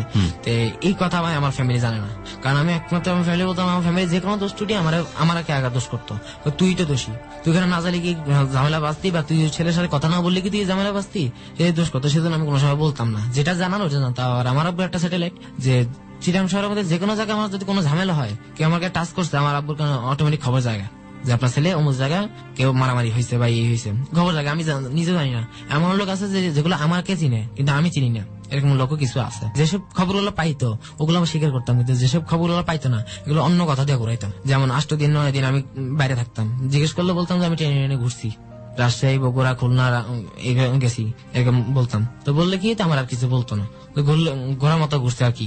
আমার এমনও বলছে যে তুই ঘোরাও শেষ হয়েছে, তুই এখন আর ঘুরিস না, যাইস না কোনো দিকে। কিন্তু ওই 3 মাস যে টাকা বন্ধ রাখছি, এই 3 মাসের জন্য আমি যখন সিমে মিসকলাট মারা ছিল, সিমটা খুলে দেখি 3 মাসে আমার প্রায় বিশেষ করে না অফুরন্ত কল দিছে। সে মানে আমার ঠিকানা জানে না চিটাং শহরে, সে চিটাং শহরে আসছে, চিটাং শহরে ওই মনসুরাবাদ আসছে, মনসুরাবাদ আইসে তারপর সে মানে খুঁজতেছে, মানে এখন পাইতেছে না। আমি একটাই বলছিলাম যে শেষটা কোন জায়গা, শেষটা তো একটা স্পট জায়গা, কিন্তু ওই জায়গাতে যাই আমার নাম বলে পাবে না সে, এরকম নামে হাজারো লোক আছেন। তো পাই না, ওই কল পাওয়ার পরে আমি কিছু আবার কল ব্যাক করছি, মেয়ে ওখানে কান্নাকাটি শুরু করছেন। কান্নাকাটি যখন শুরু করছে তখন আমি আর ইয়ে করে মেয়ের সাথে আবার দেখা করছি মনসুরাবাদে যাই, মেয়ে আমার থেকে টাকা চাই করছে। কি সমস্যা? ওই মেয়ের একটা ছেলে হয়েছে, ছেলেটা কার? ছেলেটা আমার। মেয়েটার একটা ছেলে হয়েছে, ছেলেটা হচ্ছে আপনার? আমার হঠাৎ করে যখন এই কথাটা বলছে তখন আমার মাথায় ইয়ে গেছে, ছেলেটা আমার। আমি প্রমাণ কি? তুমি আমার বিয়ে করো না, তুমি এই করছো, এই ছেলেটা তোমার। এটা ফোনে শুনছেন আপনি? ফোনে নাকি বাস্তবে? ও আমার যখন ডাকে গেছে তখনও কিছু বলে না, কিন্তু ফোনে। তারপরে বাস্তবে আপনার সামনাসামনি এটা হচ্ছে, ছেলেকে সাথে করে নিয়ে এসছে? হ্যাঁ, ছেলেরা আমার ওর বাসায় গেছি আমি, ওর বাসায় গেছি, ও বেসলা থাকতো। ওর সাথে আমার যে কথাগুলো হইতেছে ওগুলো কেউ জানতো না, ও ফ্ল্যাটে ভাড়া নিছে। কিন্তু আমি একটা জিনিস অবাক হয়েছি, ওকে তো আমি টাকা দিতাম না 3 মাস, এই 3 মাস ও ফ্ল্যাট ভাড়া চালাইছে কি দিয়ে? আচ্ছা, তারপরে ছেলেটাকে নিয়ে এসে তারপর কি বললো?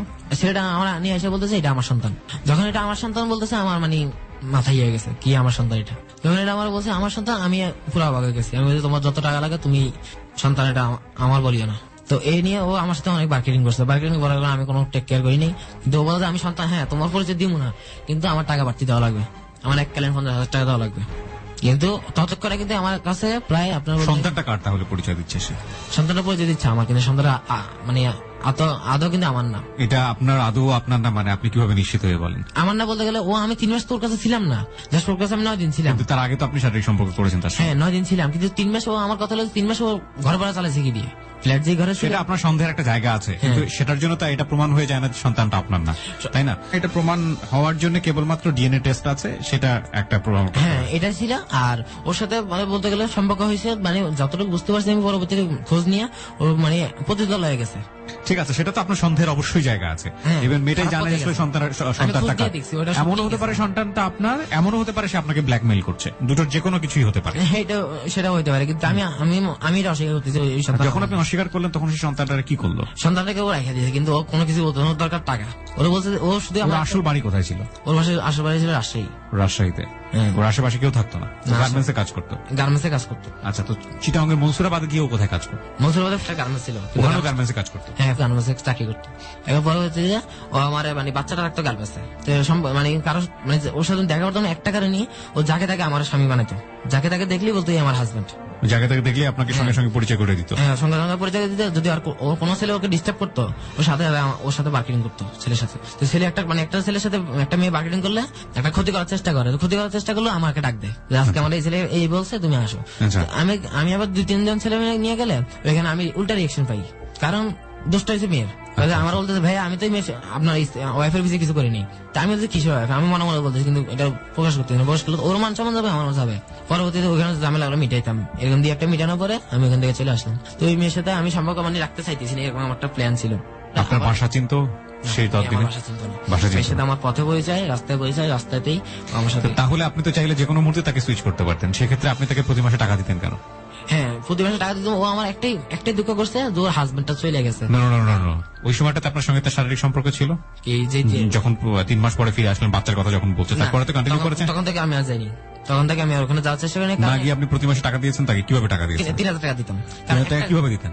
ও বিকাশে বিকাশ নাম্বার দিতে আমার একটা মানে কন্টিনিউ একটা বিকাশ নাম্বার। যদি ও বিকাশ নাম্বার চেঞ্জ করতো তাহলে বলে দিত যে আমি আজকে বিকাশ নাম্বার চেঞ্জ করছি, যে এই নাম্বার টাকা দিও না, এই নাম্বার টাকা দিও। তাই ঠিক আছে আমি ওই নাম্বারটা দিতাম। তো একটা কারণ দিতাম, ও আমার ফার্স্টে বলছিল যে ওর স্বামী হাজবেন্ড যেটা আগে আসলো ওটা ওর ছেড়ে চলে গেছে, আর প্রথম শিশু ওর মৃত হয়েছে। তো ওই দিক দিয়ে আমি একটা ইমোশনাল ছিলাম। আচ্ছা, ও কথাবার্তায় খুব স্পান যে ও ঢাকার এক ছেলে থেকে 40,000 টাকা খাইছে।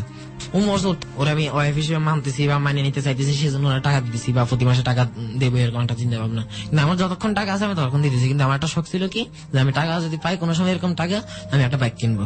কিন্তু ওই মেয়েটার কারণে আমার বাইক কিনা হলো না। আর আমি যেখানে সেখানে টাকাও রইতাম বেশি, আমার কাছে এখনো টাকা থাকে না। এই অভ্যাসটা আমার এখন আছে, যদি আমার 10,000 টাকা দেয় 10,000 টাকা আমার মুহূর্তের মধ্যে খরচ করার কোনো ব্যাপার না, এরকম একটা ইয়া। তো 2 লাখ টাকা কার কাছে থাকে, আমি নিতাম 10,000 টাকা আমি হাত খরচের জন্য নিতাম বা 5,000 টাকা নিতাম, নিয়ে আমি ঘুরতাম, ঘুরে টিরা নেশাটা করে আমি আইসা করতাম। বা কোনোদিন মদের স্পটে গেলে 2-3 দিন বন্ধু নিয়ে গেলে ওতে আমার 10,000 টাকা চলে যেত একসাথে। তো পরে ওই মেয়ের সাথে আমি চাইছিলাম এক সময় রিলেশনটা ছেড়ে দিব, তো টাকা দেওয়া বন্ধ করবো, ওর সাথে আমি সম্পর্ক ছাড়বো, কারণ ও আমার শেষটায় এসে খুঁজতে পারে। সেজন্য কি হচ্ছে আমি কয়েকদিনের জন্য আমি বলছি যে আমি ঢাকা যাবো। ও আমার বলছে আচ্ছা ঠিক আছে ঢাকা আসো। ও ঢাকা আসার পরে আমি বলছি আমাদের বাসাতে এরকম চেঞ্জ করছে, কোথায়? কোতোয়ালি যখন বলছি কোতোয়ালি কোথায়, আমি বলি ইকবাল রোড মুন্সিপাড়া যখন বলছি, তো ওই মেয়ে কি করছে গেছে, মানে আমাদের পরে আমি ঢাকা থেকে চলে যাওয়ার পরে ওই মেয়ে আমাদের খুঁজতে খুঁজতে গেছে মুন্সিপাড়াতে যাইলে কি এবং মুন্সিপাড়াতে নাই আমি, আমার বাসা আগের জায়গাতেই। আমার বলছে তুমি কই, আমি আমি আসি তুমি। তারপর ওর দেখছি না আমার সিমে কল দিবে, সেজন্য আমি সিমটা অফ করে দিছি। আমি প্রত্যেকটা সিমে আমি যখন একটা মানে ফেসে পারি আমি ওই সিমগুলো অফ করে দিই। আমার আব্বু এরকম বলছে যে তুই সিমগুলো চেঞ্জ করে ফেল, সবগুলো সিম ফালাই দিয়া। কে বলেছে? আমার আব্বু। কেন বলেছে? কেন বলছে আমি বিভিন্ন ছেলেদের সাথে যে আমার কন্ট্যাক্ট হয়, মেয়ের সাথে কন্ট্যাক্ট হয়, ওগুলো জানে না, জানে কোনগুলো, যেগুলো আমি প্রেম করি ওগুলো জানে, এই ঘটনাগুলো ওগুলো জানে না। যে সেজন্য বলতেছে তুই ছেলে মেয়েদের। বাবা কেন আপনাকে সিম চেঞ্জ করার কথা বললেন? বাবা কি এটার সাথে ইনভলভ ছিল? হ্যাঁ ইনভলভ ছিল। তো বলতে গেলে কোনটা, যে বলতে তোদের সিম চেঞ্জ করে এই ছেলেগুলো তোরা ডিস্টার্ব করতে পারে, তুই সিমটা চেঞ্জ করে মানে বাবা আপনার সম্পর্কে জানতো যে আপনি এই ধরনের কাজ করতেছেন, এই ধরনের কাজ করে বিপদে পড়তে পারেন। হ্যাঁ সেটা পড়ছিও কয়েক জায়গায় জায়গা থেকে আমার ওখান থেকে ছুটেও আনছে। কি ধরনের? কি ধরনের বলতে গেলে একটা বন্ধু একদিন একটা মেয়ে আনছে, মেয়ে আনার ওই মেয়ে নিয়ে যে জায়গায় আমরা ফিজিক্যাল রিলেশন করবো, হ্যাঁ ওই জায়গায় আমরা ধরা পড়ছি। ওই জায়গায় এক লোক মানে বলে দিছে। কিভাবে ধরা পড়লেন? ধরা পড়ছি বলতে গেলে ওই লোকে মানে যার মাধ্যমে নিয়ে গেছে ওই লোকে কি করছে, ওনারা ফোন করে আনাইছে, মানে যার বাসায় ঢুকাইছে, মানে ওইটা একটা গ্যারেজ ছিল, তো ওই গ্যারেজে ঢুকাইছে, ঢুকানোর পরে ওইখান থেকে তারপর ওই লোকটা আসছে, আশা করে যে মোজাম্মেল আর ফজলুল নামে দুইটা ছেলে আসলে ওরা পালাই গেছে, আমি পালাতে পারিনি। তো লোকটা আমার এক পর্যায়ে বলতে তোর আব্বুর নাম্বার দেন, তো উনি আমার পুলিশের ভয় দেখাইছে, আমি সেজন্য আব্বুর নাম্বার দিয়েছি। দেওয়ার পরে আব্বু আসছে, আব্বু আইসা শুধু একটা কথাই বলছে, লোকটা কিন্তু আবার আব্বুর চিনতে মাঝে মাঝে হুন্ডা মুন্ডা দিয়ে যাইতো যে চিনতে, আমার বলতেছে দেখ তোর আব্বু কত ভদ্র মানুষ, তুই কত নিকৃষ্ট, এটা যখন বলছে তা আমি কিছু বলতে আমি চুপ করে গেছি। বাবা আপনাকে ওখানে এসে নিয়ে গেল ওখান থেকে? বাবা ওখানে এসে আমার জুতা দিয়ে বাড়ি মারছে, মানে আব্বু নিজের পার থেকে জুতা খুলে আমাকে বাড়ি টাড়ি মারা করে। আব্বু ওখানে জিজ্ঞাসা করেন যে কি সমস্যা হয়েছে, তো লোকটা একটা কথা ওখান দিয়ে প্রেশার দিয়ে আমার আব্বুর থেকে টাকা 7,000 নিছে, বলছে যে আমার এখানে গাড়ির গ্লাস ভাঙছে 7,000 টাকা দিতে হবে, নাহলে আমি এটা পুলিশ বা ইয়া করবো, মানে এই একটা চাপ দিচ্ছে। আমার আবার সেলফোনটা ওখানে রেখে দিচ্ছে, একটা ডকুমেন্ট রেখে দিচ্ছে। আমার আব্বু বলতেছে যদি তোর সেলফোনটা না রাখতো তাহলে আমার কোনো কেয়ার আছে না, আমি ওর মানে ইয়া করতাম। আমার আব্বু আবার যারা ধরে তারা ধরার মতন ধরে, সেরকম একটা শাস্তি দিয়ে থাকে। তো এবার তোর সেলফোনটা রাখাতে আমি ওখানে বাইচে গেছি, আর নাহলে ওনার ডকুমেন্ট আছে যে তোর সেলফোন, তোর সিম টিম সব ওখানে লাগানো, তোর মেমোরি লাগানো। তো আমি বাইচে গেছে 7,000 টাকা থেকে ওই লোকের বলতে 3,000 টাকা, কারণ ওই 3,000 টাকা ওইটা ওনার লাভ। এটা বলতে গেলে তো উনি গিয়েছে এক প্রকার রাজি হয়েছে, রাজি হওয়ার পরে আমার আব্বুরা 3,000 টাকা দিয়ে সেলফোনটা দিছে, আমার আব্বু সেলফোন আইনে গেছে ঘরের মধ্যে রেখে দিছে। কিন্তু এর মধ্যে আবার ওই মেয়েটার সাথে আমার যোগাযোগ নাই, যেটা কথা বললাম। তারপরে এক শীতকাল আসছে, শীতকালের ভিতরে কলি নামে এক মেয়ের সাথে পরিচয় হয়, বলে রাস্তা দিয়ে হাইটা যাইতেছে ফ্যাক্টরি থেকে, আমি ওই লাইন দিয়ে আসতেছি, আমি একটু মানে ঠেস মারছিলাম যে আপনাকে কোথায় যেন দেখছি মনে হতেছে। মেয়েটার কথা ইশারা দিলাম, মেয়েটা বলছে যে কোথায় দেখছি, মানে একটা সাই দিছে একটা। পরবর্তীতে ওই মেয়ের সাথে আমার 3 দিন না 4 দিন পরে ওর বান্ধবী তারা ওরা শিখেছে যে ছেলেটা যে তোর পিছিয়ে পিছিয়ে যায় বা তোর সাথে কথা বলতে বলতে তোর বাসা পর্যন্ত যায়, মানে মতলবটা কি একদিন জিজ্ঞেস করিস তো। তা আমার জিজ্ঞেস করছে, তো আমি বলতেছি কিসের মতলব, যদি আপনি এরকম খারাপ কিছু মনে করেন তাহলে আপনার সাথে কথা বলবো না। কিন্তু আমি ওরকম কথা বলে কিন্তু একদম ভদ্র ছেলে, কোনো খারাপ ছেলে না। মেয়ে আমার সাথে বলে না এরকম, ও মেয়ে আমার বলছে আমার ফ্যামিলি এরকম করি, আমার বিয়ে হয়েছে, আমার স্বামী চলে গেছে, কিন্তু আমার এখন কোনো বাচ্চা কাচ্চা হয়নি, এরকম বলছে। মেয়ের সাথে আমার দরকার সম্ভব করে, কারণ স্বামী আছে না আসলে আমার দেখা বেশি না, আমি বলবো কথা বলবো মোবাইলে, মানে সামনাসামনি ইয়ে করবো না। এর মধ্যে কিন্তু আমার ওই ফিজিক্যাল রিলেশনের চাহিদাটা কিন্তু আছে, যে কোনো মেয়ের সাথে আমি সম্ভব করলে ফিজিক্যাল রিলেশন ছাড়া কোনো মেয়ে থাকতাম না। এবং হ্যাঁ, তারপরে কি হলো? তারপর ওই যখন কলেজের সাথে আমার রিলেশন হয়, তারপর তার 1.5 মাসের মাথায় ওর সাথে আমি একদিন মানে ঘুরতে যাই। ঘুরতে যাওয়ার পরে ওর সাথে আমার মানে ফিজিক্যাল রিলেশন হয় নাই, মোটামুটি ওরকম একটা কথা চলছিল, তো আমার না বলিয়া দিছে, আমি ওদের মেনে নিছি, আমি ঠিক আছে মেনে নিছি। তার 2 মাস পরে মানে যাইতেছি, আমাদের মানে কথাবার্তা চলতেছে, ও আমার মানে যতটুকু আগে মানে ভালোভাবে কথা বলতো, কোথায় যাইতো না যাইতো সব কথা কিন্তু বলতো, তারপর ওদের কিন্তু বলতেছে না। এটা হয়েছে যে আপনার 8 মাসের মাথায়, মানে 8 মাস ও আমার সাথে কন্টিনিউ কথাবার্তা মানে কল টল দেওয়া ঠিক রাখছে। তো এরকম যখন করতো ওর পিছিয়ে আমি টাকা ভরাইতাম বা বিভিন্ন রেস্টুরেন্টে যাইতাম বা বিভিন্ন জায়গায় ঘুরতে যেতাম, কোনদিন কিছুই হইতো না। তো একদিন কি করছে, ও আমার হঠাৎ করে মানে আমার সাথে এড়ে চলতেছে, ব্যাপার কি এড়ে চলতেছে, আমি ওটা নজরদারি করার জন্য ওর পিছিয়ে হাঁটতাম সবসময়। আমি কিছু একটা ছেলে লাগাইছি, এটা নজরে রাখছিলাম, তো ও আমার প্রতিনিয়ত খবর দিত যে এটা অমুক জায়গায় যাইছে, এটা এই ছেলের সাথে কথা বলতে, ওই ছেলের সাথে কথা বলতেছে। তো ওর বান্ধবী ছিল একটা খুশি নামে, ওই বান্ধবী কি করছে, ওর মামতো ভাইয়ের সাথে প্রেম করে, বোরকা পরে যায়। তো মামতো ভাই কিন্তু মামতো ভাই জানে যে এটা অন্য মেয়ে, কিন্তু খালাতো বোন না জানে যে এটা আমার মামতো ভাই। বোরকা পরে কথা বলে, মানে এক প্রকার একটা চিটিং কি করতেছে ওরা মেয়েরা, তখন ইয়া করতেছে। তো একদিন কি করছে, ওরা যখন উঠে গেছে, যদি কলির মনে যদি আমার জন্য একটু যদি ভালোবাসা থাকতো, তাহলে কলি কিন্তু আমার রেস্টুরেন্টে ডাকতো যে আসো দুপুরে যদি তুমি ভাত খাও না, তুমি আমার সাথে আসো। ও কিন্তু আমার একবারের জন্য নক করে নাই, উল্টা আমরা বলতেছে তুমি চলে যাও, আমি ফ্যাক্টরিতে চলে যাবো, এটা বলে উপর দিকে উঠে গেছে। তা আমি ওই সময় অত কোনো কথা বলি না, আমি এত চলে আসছি, ঠিক আছে আমার যদি এরা চলেছে এই ব্যবস্থা আমি পরে করবো। আমি ঘুরতেছি, তো একদিন ওরা আমি ফোন করলাম যে কোথায় তুমি, আমি ফ্যাক্টরি ছুটি হবে 8টা বাজে, 8টা বাজে ছুটি হবে, 7টা বাজে আমি ওখানে দাঁড়িয়েছি ফ্যাক্টরির সামনে। তো ওরা দেখতেছি না, ও নাই, কিরে নাই কেন, ব্যাপার কি নাই, যখন তখন গিয়েছে ওরা আমি বললাম যে ছুটি হবে কটা বাজে, 8টা বাজে যখন বলছে, আমি গেছি আস্তে আস্তে বাজার পর্যন্ত হাঁটতেছি, হাঁটার পরে দাঁড়াইছি, ওরে কল দিছি, ও কল রিসিভ করতেছে না, আর কল রিসিভ করতেছে না, আমি দাঁড়াইছি, আমি যদি 8টা বাজে হয় আসবে, তো দেখতেছি হাইটে আসতেছে। তাই আমি আবার পরে যাই জিজ্ঞেস করি, তুমি না বলছো 8টা বাজে ছুটি, বলো যে ফ্যাক্টরিতে কারেন্ট নাই সেজন্য ছুটি হয়ে গেছে। ওর সাথে একটা মেয়ে ছিল, মানে একটু মোটা মানে বোন ডাকেও, যখন এখন বলছে পরবর্তীতে কি করছি আমি আর ইয়া করিনি, ঠিক আছে বলছে আমার ওদিন টাকা ছিল, ওর মোবাইলটা আমি নিয়ে ফেলবো। যাইতে যাইতে ওখানে ওর বাসা যাইতে হইলে একটা নিস্তব্ধ রাস্তা পার করতে হয়, প্রায় আপনার আধা ঘন্টা লাগে ওই রাস্তাটা পার করতে, যে একদম পুরো রাস্তাটা নিস্তব্ধ একদম ঠান্ডা, চতুর্দিকে পাহাড়, রাস্তার দুই পাশে গাছ আর মধ্যে এখানে রাস্তা, এরকম একটা রাস্তা। তো যাইতেছি, তো উনি ওর ডাইনে হাতে মোবাইলটা ছিল, মোবাইলটা তখন বাইর করছে। আমি বাম হাত দিয়ে যখন নিস্তব্ধ রাস্তায় গেছে, আমি বাম হাত দিয়ে হাত মজা দিয়ে মোবাইলটা নিছি, আমার দিতে চাইতেছিল না। তো আমার দোষ ছিল, তো এর মধ্যে আবার ওই মেয়েটাকে আমি কাবজাব করে দেখে মেয়েটাকে আমি সামনে পাঠিয়ে দিছি, বলছি আপু একটু সামনে যান, ওর সাথে কথা বলবো। মেয়েটা সামনে গেছে, আমি মোবাইলটা নিছি না, আমার বলছে মোবাইলটা নিও না, মোবাইল নিলে আমি ঘরে আমি মুখ দেখাতে পারবো না, বা ঘরে আমি বুঝ দেবো কি। তখন যখন এটা বলছে তখন এক লোক বাইরেছে ঘর থেকে, এক লোক বাইরে লাইট মারতেছে। আমি আবার চিন্তা করলাম পিছের দিকে যদি ব্যাগ দেই লোকটা আমাদের সন্দেহ করবে, কারণ মেয়েটাও আমার হাত টানাটানি করতেছে। সেই জন্য মেয়ের সাথে আমি তাল দিয়ে মেয়ের বাসার দিকে যাইতেছি, ওদের বাসার রাস্তাটার দিকে যাইতেছি। মেয়ে বুঝতেছে হ্যাঁ ঠিক আছে, যেদিকে যেতে যাইতেছে তাহলে তাই যাক। তা আমি ওর সাথে রাখতেছি, ও বলতেছে মোবাইলটা দাঁড়িয়ে গেছে, মোবাইলটা কিছু করবো শুধু জাস্ট চেক করে দিয়ে দিবো। তো আমি সামনে যাই, একটা পাহাড় পড়ছে, আমি ওখানে সিকিউরিটি গার্ড চেক করো, তো ওর সাথে আমার সাথে একসাথে দেখলো বিচার দিবে। তো আমার বলছে তুমি আগে আগে যাও। আমি আগে আগে যাই, এই প্ল্যানে কি করছি, একটা পাহাড়ে পড়ছি রাত্রি, বালু পাহাড়ে ওইটা বসে রয়েছি। তো ও যখন পাহাড়টা ক্রস করছে ওরা দেখে আমি আবার নামিয়ে গেছি, নামিয়ে যাই আমি ব্যাগে চলে আসছি, এসে একটা গাড়ি নিয়ে সাথে আমার বাসায় চলে আসছি। তো আমার ঘরে দেখছি আমার হাতে একটা মোবাইল, মোবাইলটা কার? আমি মোবাইলটা আমার একটা বন্ধুর থেকে আনছি, আর কিছু বলা নাই। তারপরে মোবাইলটা চালাইছি 4 দিন, 4 দিন পরে বিক্রি করবো, কারণ নেশা করার টাকা নাই এখন। এই 4 দিন কিন্তু আমার কাছে কোনো টাকা ছিল না, 4 দিনে আমি টোটাল নেশা অফ। তাহলে আমার যে ছেলে প্রতিদিন 3-4টা করে ইয়াবা লাগতো, গাঁজা লাগতো 2 থেকে 3 ভোল্টা করে, ওই ছেলে 4 দিন নেশা করে না। তো তার ওই 4 দিন পর ওর অবস্থা কি হইতে পারে? মোবাইলটা বিক্রি করতে গেছি, মানে কাস্টমারের সাথে সব কথা শেষ, 800 টাকা দামাদামি হয়েছে, ও আমার টাকা দিবে, আমি ওর সিমটা খুলতেছি, এমন টাইমে ঘর থেকে কল আসে। আমি বলছি এমন টাইমে তো ঘর থেকে কল আসার কথা না, যেটা সন্দেহ করলাম ওইটাই রিসিভ করে দেখেছে, বলছে তুই বলে কোন মেয়ের মোবাইল নিছস, তাড়াতাড়ি আয়। গেলাম মেয়ের কাছে, মেয়ের কাছে গেছি, মেয়ে দেখে বসে রয়েছে, মেয়ে আমি মোবাইলটা আর মেমোরিটা বুঝিয়ে দিছি। ওই মেমোরির ভিতরে যে ছবিগুলো ছিল ওই ছবিগুলো আমি রেখে দিছি। ওর কিছু ছবি ছিল। কি ধরনের ছবি? ছবি হতো নর্মালি ছবি। ওকে, যখন পাইছি আমি কম্পিউটার রেখে দিছি, ফুল মেমোরিটা কপি করছি আমি পরবর্তী খুঁজে বাই করবো একটা করে। তারপর আমি গেছি ওর মেমোরি দিয়েছি, ও জানে না যে আমি ওর ছবিগুলো রাখছি। তার মানে আপনার বাড়িতে সবকিছু সম্পর্কে ইনফর্ম ছিল, যেহেতু বাড়িতে যাচ্ছে কোনগুলা, যেমন এই যে মেয়ের আমি বিয়ে আমার প্রেশার দিছি, এই বিষয়গুলো ইনফর্ম ছিল, ড্রাগের ব্যাপারগুলো ইনফর্ম ছিল, ডাকে ইয়াবাটা ইনফর্ম ছিল না। যাই হোক ড্রাগ নিতেন এটা ইনফর্ম ছিল, এটা ইনফর্ম ছিল। আপনি যে খারাপ কাজের মধ্যে জড়িয়ে আছেন সেটা মোটামুটি আপনার ফ্যামিলি ইনফর্ম ছিল। হ্যাঁ এটা ছিল। ওকে, তারপরে আপনি ছবিগুলো রেখে? হ্যাঁ ছবিগুলো রেখে দিলাম, রেখে দেওয়ার পরে ওর সাথে আমার সম্পর্ক চলতেছে। তারপর দেখছি ও আমার এরাই চলতেছে। একদিন রাতে আমি ওরা ফোন করছি, বলে ছুটি কয়টা বাজে? 9টায়।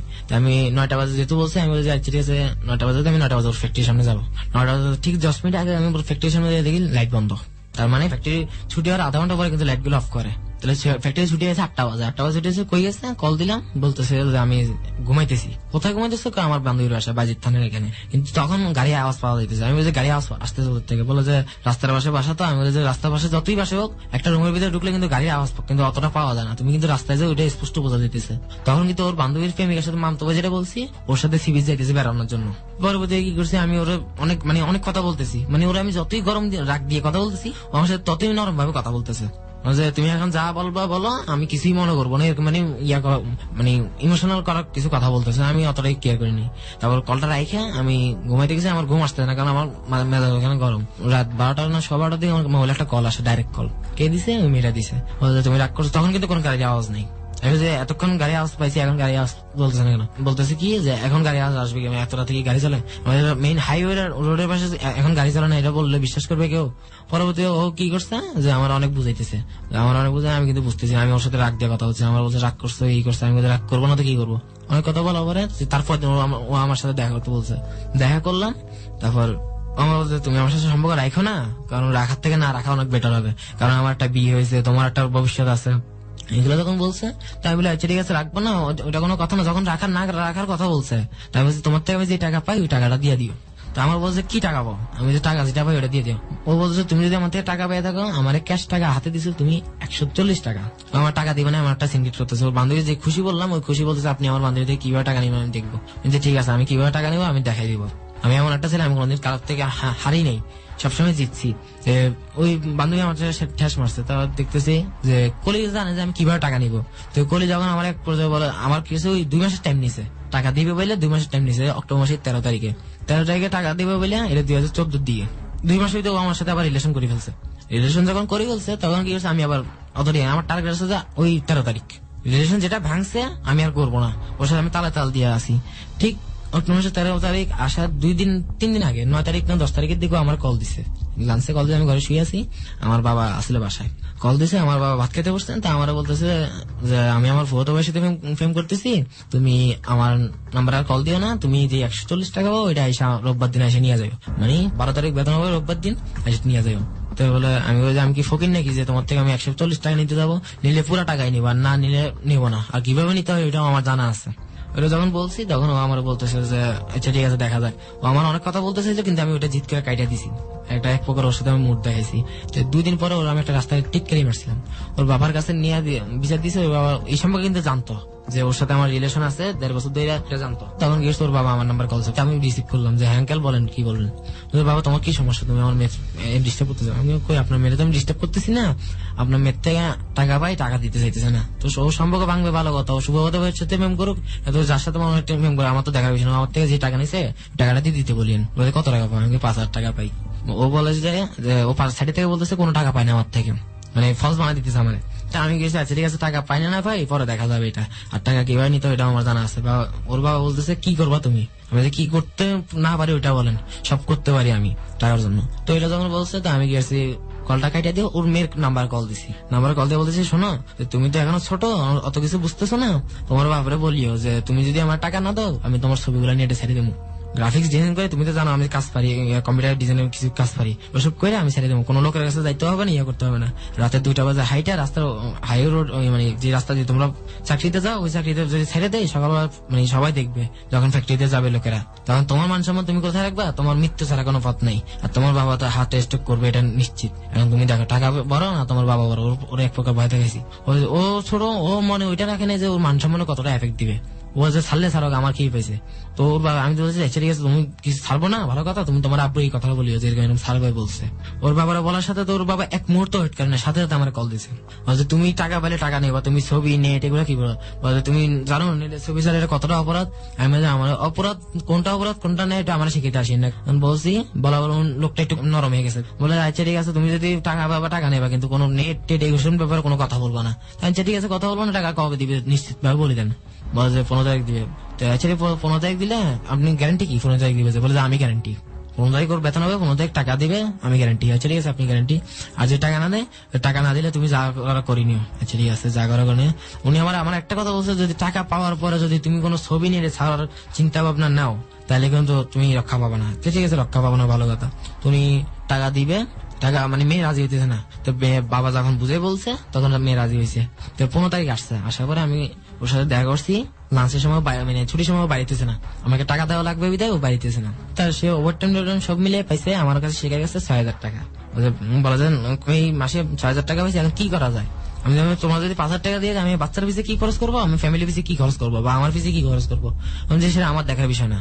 তোমার ভাই চাকরি করে, তোমার মা ঘরে থাকে, তোমার বাবা চাকরি করে, এত কিছু করে, এত টাকা কোথায় রাখবা?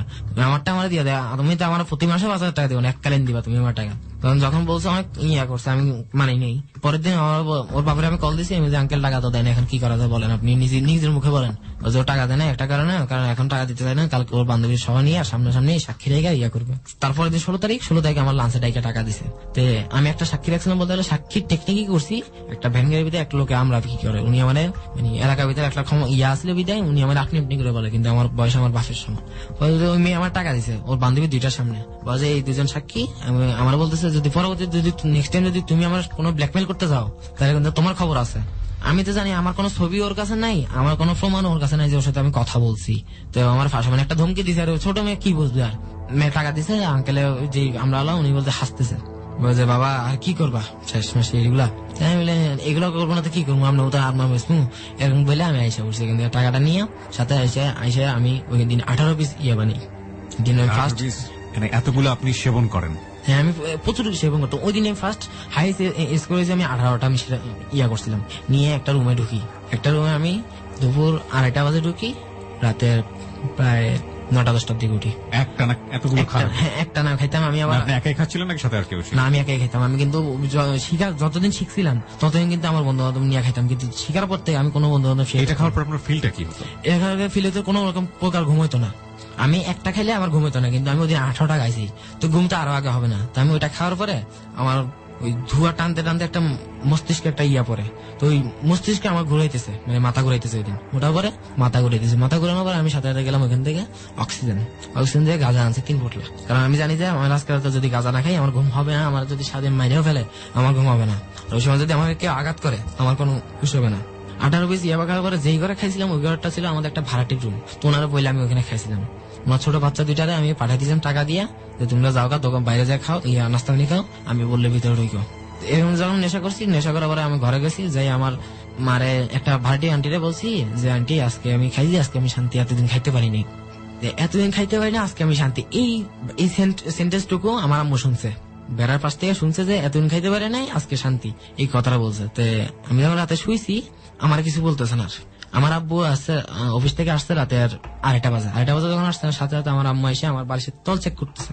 কারণ ওই দিন যখন আমি কথা বলছি তখন আমার কাছে কাক ছিল, পাইপ, তারপর এই আরো 1 পিস ইয়াবা ছিল, কিন্তু 18 পিস থেকে 1 পিস ইয়াবা ছিল, ওইটা রেখে দিয়েছিলাম। ওগুলো চেক করতেছে, ওগুলো দেখাইছিলাম যে আমার মহিলাটারে ওগুলো চেক করতেছে, কিন্তু ওগুলো তো আমি ঘরে ঢোকার আগেই চেক। তখন আমার আম্মু যখন আমার চেক করতেছে তখন আমি এখানে অস্বীকার করতেছি। তখন কি করছে, আমার আব্বু বলতেছে না কিছু না, তুই যে শুয়ে থাক, আমি শুয়ে দিয়েছি। তখন আমার আব্বু একটু ডাউট করছে কেন, যে আমি সকালবেলা প্রচন্ড ঘুম গেছি, রাতে তো ঘুম আসতে না, যখন ঘুমাই গেছি তখন কিন্তু প্রচন্ড বেশি ঘুম গেছি। আমি ইদানিং কিন্তু 12টা-1টা পর্যন্ত ঘুম যেতাম। আমার আব্বু আমার বারবার করে জিজ্ঞেস করছে কোনো নেশা করতেছিস কিনা, আমি শুধু একটা কথা বলছি না করি না, কিন্তু আমার 2-1টার সাথে ছেলে বলে দিয়েছি যে আমি নেশা করি, কিন্তু আমি অস্বীকার যাইতেছি। আমার একবার সেন্টার দেওয়ার চিন্তা ভাবনা করছিলাম, তাই আমি আবার যখন সেন্টার দিবে বলছে, তো আমি আমার সেন্টার দিলে কিন্তু খুব খবর আছে, একটা হুমকি দেই, তো বলো তো আমার আব্বু সেন্টার দেওয়া ইয়ে করে না। আমার একটা কথা বলছে, মনের নাম মা আসে, মনকে যা বলি তাহাই সয়। এটা যখন বলছে তো ওরা ওই 2 লাখ টাকার কথা বলছি, 2 লাখ টাকার থেকে আমার ওখানে আছে আরো 80,000 টাকা, 1,20,000 টাকা আমার ওই মেয়ের পিছিয়ে এই মেয়ের পিছিয়ে করে খরচ করতে করতে আমি মানে হাত খরচ চালাতে গেছে। এই 80,000 টাকা আমি টোটালি 80,000 টাকা আমি পরবর্তীতে গেছি, ওইখান থেকে আমি খরচ করতেছি। আবার এখন প্রতিনিয়ত আমি ইয়া করতেছি, আমাকে 80,000 টাকা 30,000 টাকা দেওয়ার পরে আমার 50,000 বলতেছে আমি খরচ করে ফেলছি।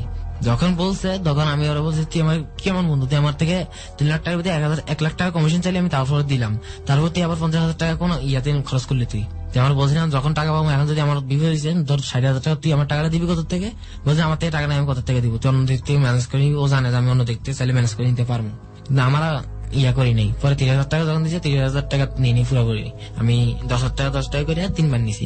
3 বার নিয়ে দিছি, খাইতেছি, বন্ধু বান্ধবের সাথে নেশা করতেছি। নেশা করার পরে ওই খাইতাম শুধু ইয়াবাই, কিন্তু গাঁজা আর মদ আর বিয়ার। আমি বিভিন্ন জায়গায় বন্ধু বান্ধব নিয়ে গেলে, যেমন সিবিসি কয়েকদিন আগে গেছিলাম, ওইখানে খাইছিলাম বিয়ার। যেমন গত কয়েক সপ্তাহ আগে আমি একবার ইয়েতে গেছিলাম, ওনাদের বলছিলাম যে আমি একটা বন্ধুর বিয়েতে গেছিলাম, খাইছিলাম।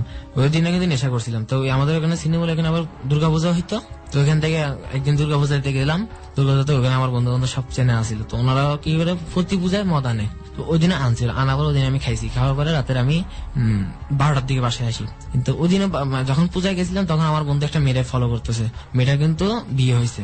মেয়েটার নামে বলতে চাইতেছি না, মেয়ের সাথে কিন্তু আমার এখনো মানে কথাবার্তা হয়। মেয়েটা আমার সাথে একটা জাস্ট কথাই এটাই বলছে যে বন্ধু, আমার যেদিন রাতে দুর্গাপূজা হয়েছে ওই দিন আমার নাম্বারটা আমার বন্ধু দিয়ে আসছে, আমার কল দিছে। কল দেওয়ার পরে মেয়েটা আমার বলতেছে যে, মেয়েটা আমার একটা সন্দেহ করছিল যে আমার চেহারা নাকি একটা নয়নের নামে একটা ছেলের মতো আসতেছে, সেজন্য উনি নাকি আমার ফলো করছিল।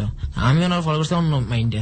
তো ঠিক আছে, তো আমি আবার আমরা আগেই বলছি যে আমি কোনো মেয়ে ইয়ে করলে ফিজিক্যাল রিলেশন ছাড়া ছাড়ি না, কিন্তু আবার আই লাভ ইউ বলা ছাড়া, এই কথাটা ছাড়াও আমি ছাড়ি না। কেন কোনো বন্ধু বান্ধবের সাথে বাজিও লাগি না, কিছুই লাগি না। আর যদি বাজি লাগি তাহলে এটা অন্য হিসাবে আমি। তো ওই দিন মেয়েটার থেকে আমি আলাইভে বাইর করতে পারতেছি না। মেয়েটা বলছে আমার বিয়ে হয়েছে, আমার একটা বাচ্চা আছে, কিন্তু যদি থাকতে চাও তাহলে আমার বন্ধু হিসেবে আমার সারাদিন আমার সাথে থাকতে পারবা, কিন্তু আমার সাথে কোনোদিন রিলেশন হবে না তোমার। এখন যখন বলছে আমি বলছি ঠিক আছে, বন্ধুদের তো বন্ধু মতোই থাকবো, উনি জানা। তো মেয়েটা কি করছে, আমার সাথে বন্ধু মতোই থাকতেছে আই লাভ ইউ কোনো মতোই বাইর করতে পারতেছি না। তো একদিন মানে মিথ্যা কথা বলছে যে আমি আজকে ঢাকা চলে যাইতেছি, বাড়িতে চলে যেতেছি, আমি থাকি বাড়িতে, আমি চিটাং থাকি না, বলা চলে যাইতেছি, আমি থাকি বলা আমার বছরে একবার আসি আমার বাবা আমার কাছে দেখার জন্য। তো মেয়েটা আমার একদিন আমাকে কল দিয়ে আমার বলতেছে, ওর সাথে আবার বেশি আমার সাথে ফেসবুকে কথা হইতো। তো আমার একদিন ফোন করে বলতেছে তোমার কি এগুলো আপন বাবা মা? আমি বলি কেন আপন বাবা হতে যাবে না কেন? না কোনো বাবা মা কোনো সন্তান তো জানে আর আপু বাবা মা রেখে তার কোনো দাদা দাদুর কাছে থাকতে, ও জানে যে আমি লেখাপড়া করি। আমি বলছি আমি লেখাপড়া করি ওখানে, মানে শহরে এখানে আসি এমনি দেখার জন্য, কোরবানি দিতে আসছি, এখন চলে যাইতেছি। প্রতি দুর্গা পুজো তো আপনাদের এখানে যাই, এই ব্যাপার। মেয়ে আমার বলতেছে আচ্ছা ঠিক আছে কোনো ব্যাপার না। আমার বলতেছে মানে ওই দিন সে আমার আই লাভ ইউ বলছে, আমার থেকে কিন্তু খুব খুশি লাগছিল, কিন্তু ওর সাথে তো আমি অন্য একটা ইয়া করবো ওরকম কোনো ইয়া নাই। কিন্তু আমার লাগে আমি যতগুলো প্রেম করছি, কিন্তু ওই মনের মতন যে প্রেম মানে মেয়েটা, ওই মনের মতো মেয়ে আমি কারোর ভিতরে পাইতেছি না। যারা পাইতেছি সেই ধোকাবাজ, যারা পাইতেছি সেই মানে আমার সাথে চিট করতেছে, আমি তার সাথে করতে বাধ্য হইতেছি। আমার সাথে কেউ করলেই তো আমি তার সাথে করি। যেমন যতগুলো মেয়ে করছে সেটা আমার সাথে খারাপ বিহেভ করছে দেখে আমি তাদের সাথে করছি, কিন্তু এই মেয়ে যে মেয়েটার কথা বলতেছি এই মেয়েটা আমার সাথে কিন্তু কোনো খারাপ বিহেভ করে নাই, যা বলা সে ডিরেক্টলি বলে দিচ্ছেন। তাই সেজন্য তার সাথে আমি কোনো খারাপ মানে কথা বলার কোনো চিন্তা আমার মাথায় রাখি নাই। যতটুকু বলছে ততটুকু সন্তুষ্ট রয়েছি। কিন্তু আই লাভ বলছে ঠিকই, কিন্তু আমি যা এই যে ঢাকায় আসি এই সময় কিন্তু কথা হয় ওর সাথে, যে কোনো জায়গায় গেলে কথা হয় ওর সাথে। ওর হাজবেন্ডরা কিন্তু কোনোদিন কিছু বলে না, ওর মেয়ের সাথে আমার কথা হয়। এর মধ্যে কিন্তু আমি নেশাটা বন্ধ করছি। ওই যে 18 পিস খাইছি তারপর থেকে আমি এই 2015 সালের অক্টোবর মাস পর্যন্ত 1 বছর টোটালি আমি খাইছি, নর্মালি ভাবে সবকিছু করছি। ওই আপনার আবার রোডে হাইওয়ে রোড যেগুলা ওগুলোর ভিতরে আবার ছেলেমেয়েরা নিয়ে গেলে কোনো ছেলে বা কোনো মেয়ে যদি আসতো, যদি পকেটের টাকা না থাকতো, ওই যে 2 লাখ টাকা আসলো তখন তো ওগুলো খরচ করতে উড়াইছি, এখন তো টাকা নাই, এখন কি করবো? তো ওই ছেলেমেয়েরা আসলে ওদেরকে আমি বাজাইতাম। কোনো মেয়ে যদি কোনো ছেলের সাথে হাইটাও না যাইতো তাও বাজাইতাম, যে তোরা এই মেয়ের সাথে কি করস। তো যদি টাকা দিতে না চাইতো, মানে ফেসে বাড়ানোর পরে যদি টাকা মোবাইল দিতে না চাইতো, তো ওদেরকে দিয়ে ওর ফ্যামিলিতে কল দেওয়া হইতাম। ওদের মোবাইল থেকে যে কোনো কোশ্চেনে ওর ফ্যামিলির নাম্বারটা নিতাম, নিয়ে কল দেওয়া হইতাম, দিয়ে বলতাম অমুক অমুক জায়গায় ছেলেমেয়েদেরকে আটকে রাখতেছি, যদি ইয়া করতে চান তাহলে আপনি টাকা দেন, টাকা 10,000 দেন, নয়তো 15,000 দেন। এরকম একটা বাজেট ধরতাম ওদের, মানে কেস বুঝে, মানে কোন একটা অপরাধ বুঝে আমি বাজেট ধরতাম যে কোন অপরাধে কি ইয়া। তার পরবর্তীতে মানে মা বাবা টাকা দিত, কোনোভাবে দিত না, সরাসরি আইসা কথাবার্তা বইলে সামনে 2,000 টাকা হাতের মধ্যে ধরাই দিয়ে যেত গা। কিন্তু কথা তো বলতে পারতো না, কারণ কথা বলতে পারতো না, পাবলিকের কাছে ধরাবে কিভাবে? তার মেন মান সম্মান নিয়ে টানাটানি খাবে। আর আমাদের ধরাইতে পারতো না, কারণ আমাদের কাছে ফুল সাপোর্ট আছিল, বন্ধু বান্ধবের ফুল সাপোর্ট আছিল। সাপোর্ট থাকাতে তা আমাদেরকে ধরতে পারতো না। আমরা থাকতাম 2 জন, আমি থাকতাম হয় 2 জন থাকতাম, না তো আমি একাই করতাম, কারণ জানি যে একাই একাই যদি আমার সাথে কোনো তেরামি করতো আমি ঠাস করে চল লাগাই দিতাম। চল লাগানোর পর ও আমার সাথে কথা বলার কোনো চান্স পাইতো না। পরবর্তীতে ও টাকা দিতে বাধ্য হইতো, এরকম করে মোবাইল নিতাম, টাকা নিতাম। ছিলেন এবং টাকা জোগাড়ের জন্য নানান অপকর্ম করতেন। তারপর তো আমরা এই অক্টোবর মাসের 13 তারিখ পর্যন্ত আমি পুরোপুরি নেশার ভিতরে আসছিলাম। এটা আমার ফ্যামিলি জানতো না, জানতো যে আমি ওই যে নেশা ছাড়ছি তারপরে আমি কোনো নেশা করি নাই। কিন্তু মধ্যে দিয়ে আমার এই অক্টোবর মাসের মধ্যে একটু সন্দেহ হয়েছে, কারণ বেশি খাইছিলাম, 10 পিস 19 পিস 20 পিস করে খাইতাম, প্রতিনিয়ত খাইতাম, সেজন্য আমার একটু সন্দেহ করতে বেশি। তা আমি করতাম আবার অস্বীকার যাইতাম, তো আমার অতটা কিছু বলতো না, যা আবার ছেড়ে দেয়। তো পরবর্তীতে আমি যখন আমার শরীর কিন্তু কমে গেছিল, এর মধ্যে শরীর আমার বুকের খাঁচা টাচা এগুলো সব বাইরে হয়ে গেছিল, আমার মানে মুখ কালো, মানে চেহারা জ্বলে গেছিল। তো রোজ ইয়েতে হাঁটতাম, পরবর্তী আমার কিছু বলতো না, আমি কিন্তু আমার মতো নেশা করতাম। রাত করে আসতাম, 12টা-1টা করে আসতাম, কিন্তু আগের থেকে অনেকটা কন্ট্রোলে আসছি। কিন্তু আমি আবার কি করতাম, এর মধ্যে আমার যেন সন্দেহ করতাম আমার, সেজন্য ফ্যামিলির কথা মতো চলতাম। ফ্যামিলি যেটা যখন যা বলে ওইটা ওনাদেরটা আমি তৃপ্তিটা মিটাইয়া আমি আমারটা করতাম। যেমন সারাদিন যদি ঘরে থাকতে বলে, আমি সারাদিন আমি ঘরে থাকবো, সন্ধ্যা পরে আমি বাইরে যাবো, এরকম একটা ইয়া করতাম। তারা সন্ধ্যা পরে বাইরে গেলে বলতো 2 ঘন্টা 3 ঘন্টা থেকে তুই আসে করবি, তো আমার থাকেই লাগে 2 ঘন্টা 3 ঘন্টা। এই 2 ঘন্টা 3 ঘন্টা থেকে 2 ঘন্টার ভিতরে আমার নেশা করা হয়ে যায়। আমি যেখান থেকে পারি আমার টাকা রেডি করা থাকে, আমি বলে ফোন করে দিই, আমার আইনা দিয়া জায়গা, বা আমি যদি লোক না পাই নিয়ে আসার পরে আমি ওখানে নেশা করতাম। নেশা করার পরে এই 13 তারিখ পর্যন্ত আমি কন্টিনিউ নেশা চলছে আল্লাহর রহমতে। আমি 13 তারিখ পর্যন্ত আমি নিজের একটা মনে ইয়ে করছি। আমার আব্বা একটা কথা বলছিল যে মনের নাম মহাশয়, মনকে যাহা বলি তাহা হয়। আমি ওই কথাটাই ফলো করতেছি যে আমি আমি আমার আব্বুর কথা মতো চলবো, কিন্তু আমার কোনো নেশার ভিতরে আমি আর পা বাড়াবো না। আমি ওইটা বলবো না, মিথ্যা কথা বলবো না। আমি গত 1 মাসের ভিতরে আমি 2 বার নেশা করছি, কিন্তু না করছি না ফার্স্টে দিক দিয়ে, কিন্তু 1 মাস কম হবে। যে 13 তারিখ বলছি, আমি 15 তারিখে একবার খাইছি, 17 তারিখে একবার খাইছি। আপনি যে নেশা করলেন বা করছেন, আপনার নেশা করার বয়স কত হলো, মানে কত বছর যাবত নেশা করছেন? আমার নেশা করার বয়স হচ্ছে যে আপনার টোটালে পড়ছে 6 বছর। 6 বছর যাবত। এই যে আপনি 6 বছর যাবত নেশা করছেন, হ্যাঁ, কি পেয়েছেন এই নেশা থেকে? কিছু পাওয়া যায় না ভাই, নেশাতে শুধু একটাই আছে যে শুধু ক্ষতি ছাড়া আমি আর কিছুই পাইনি। কিন্তু কেন করেন?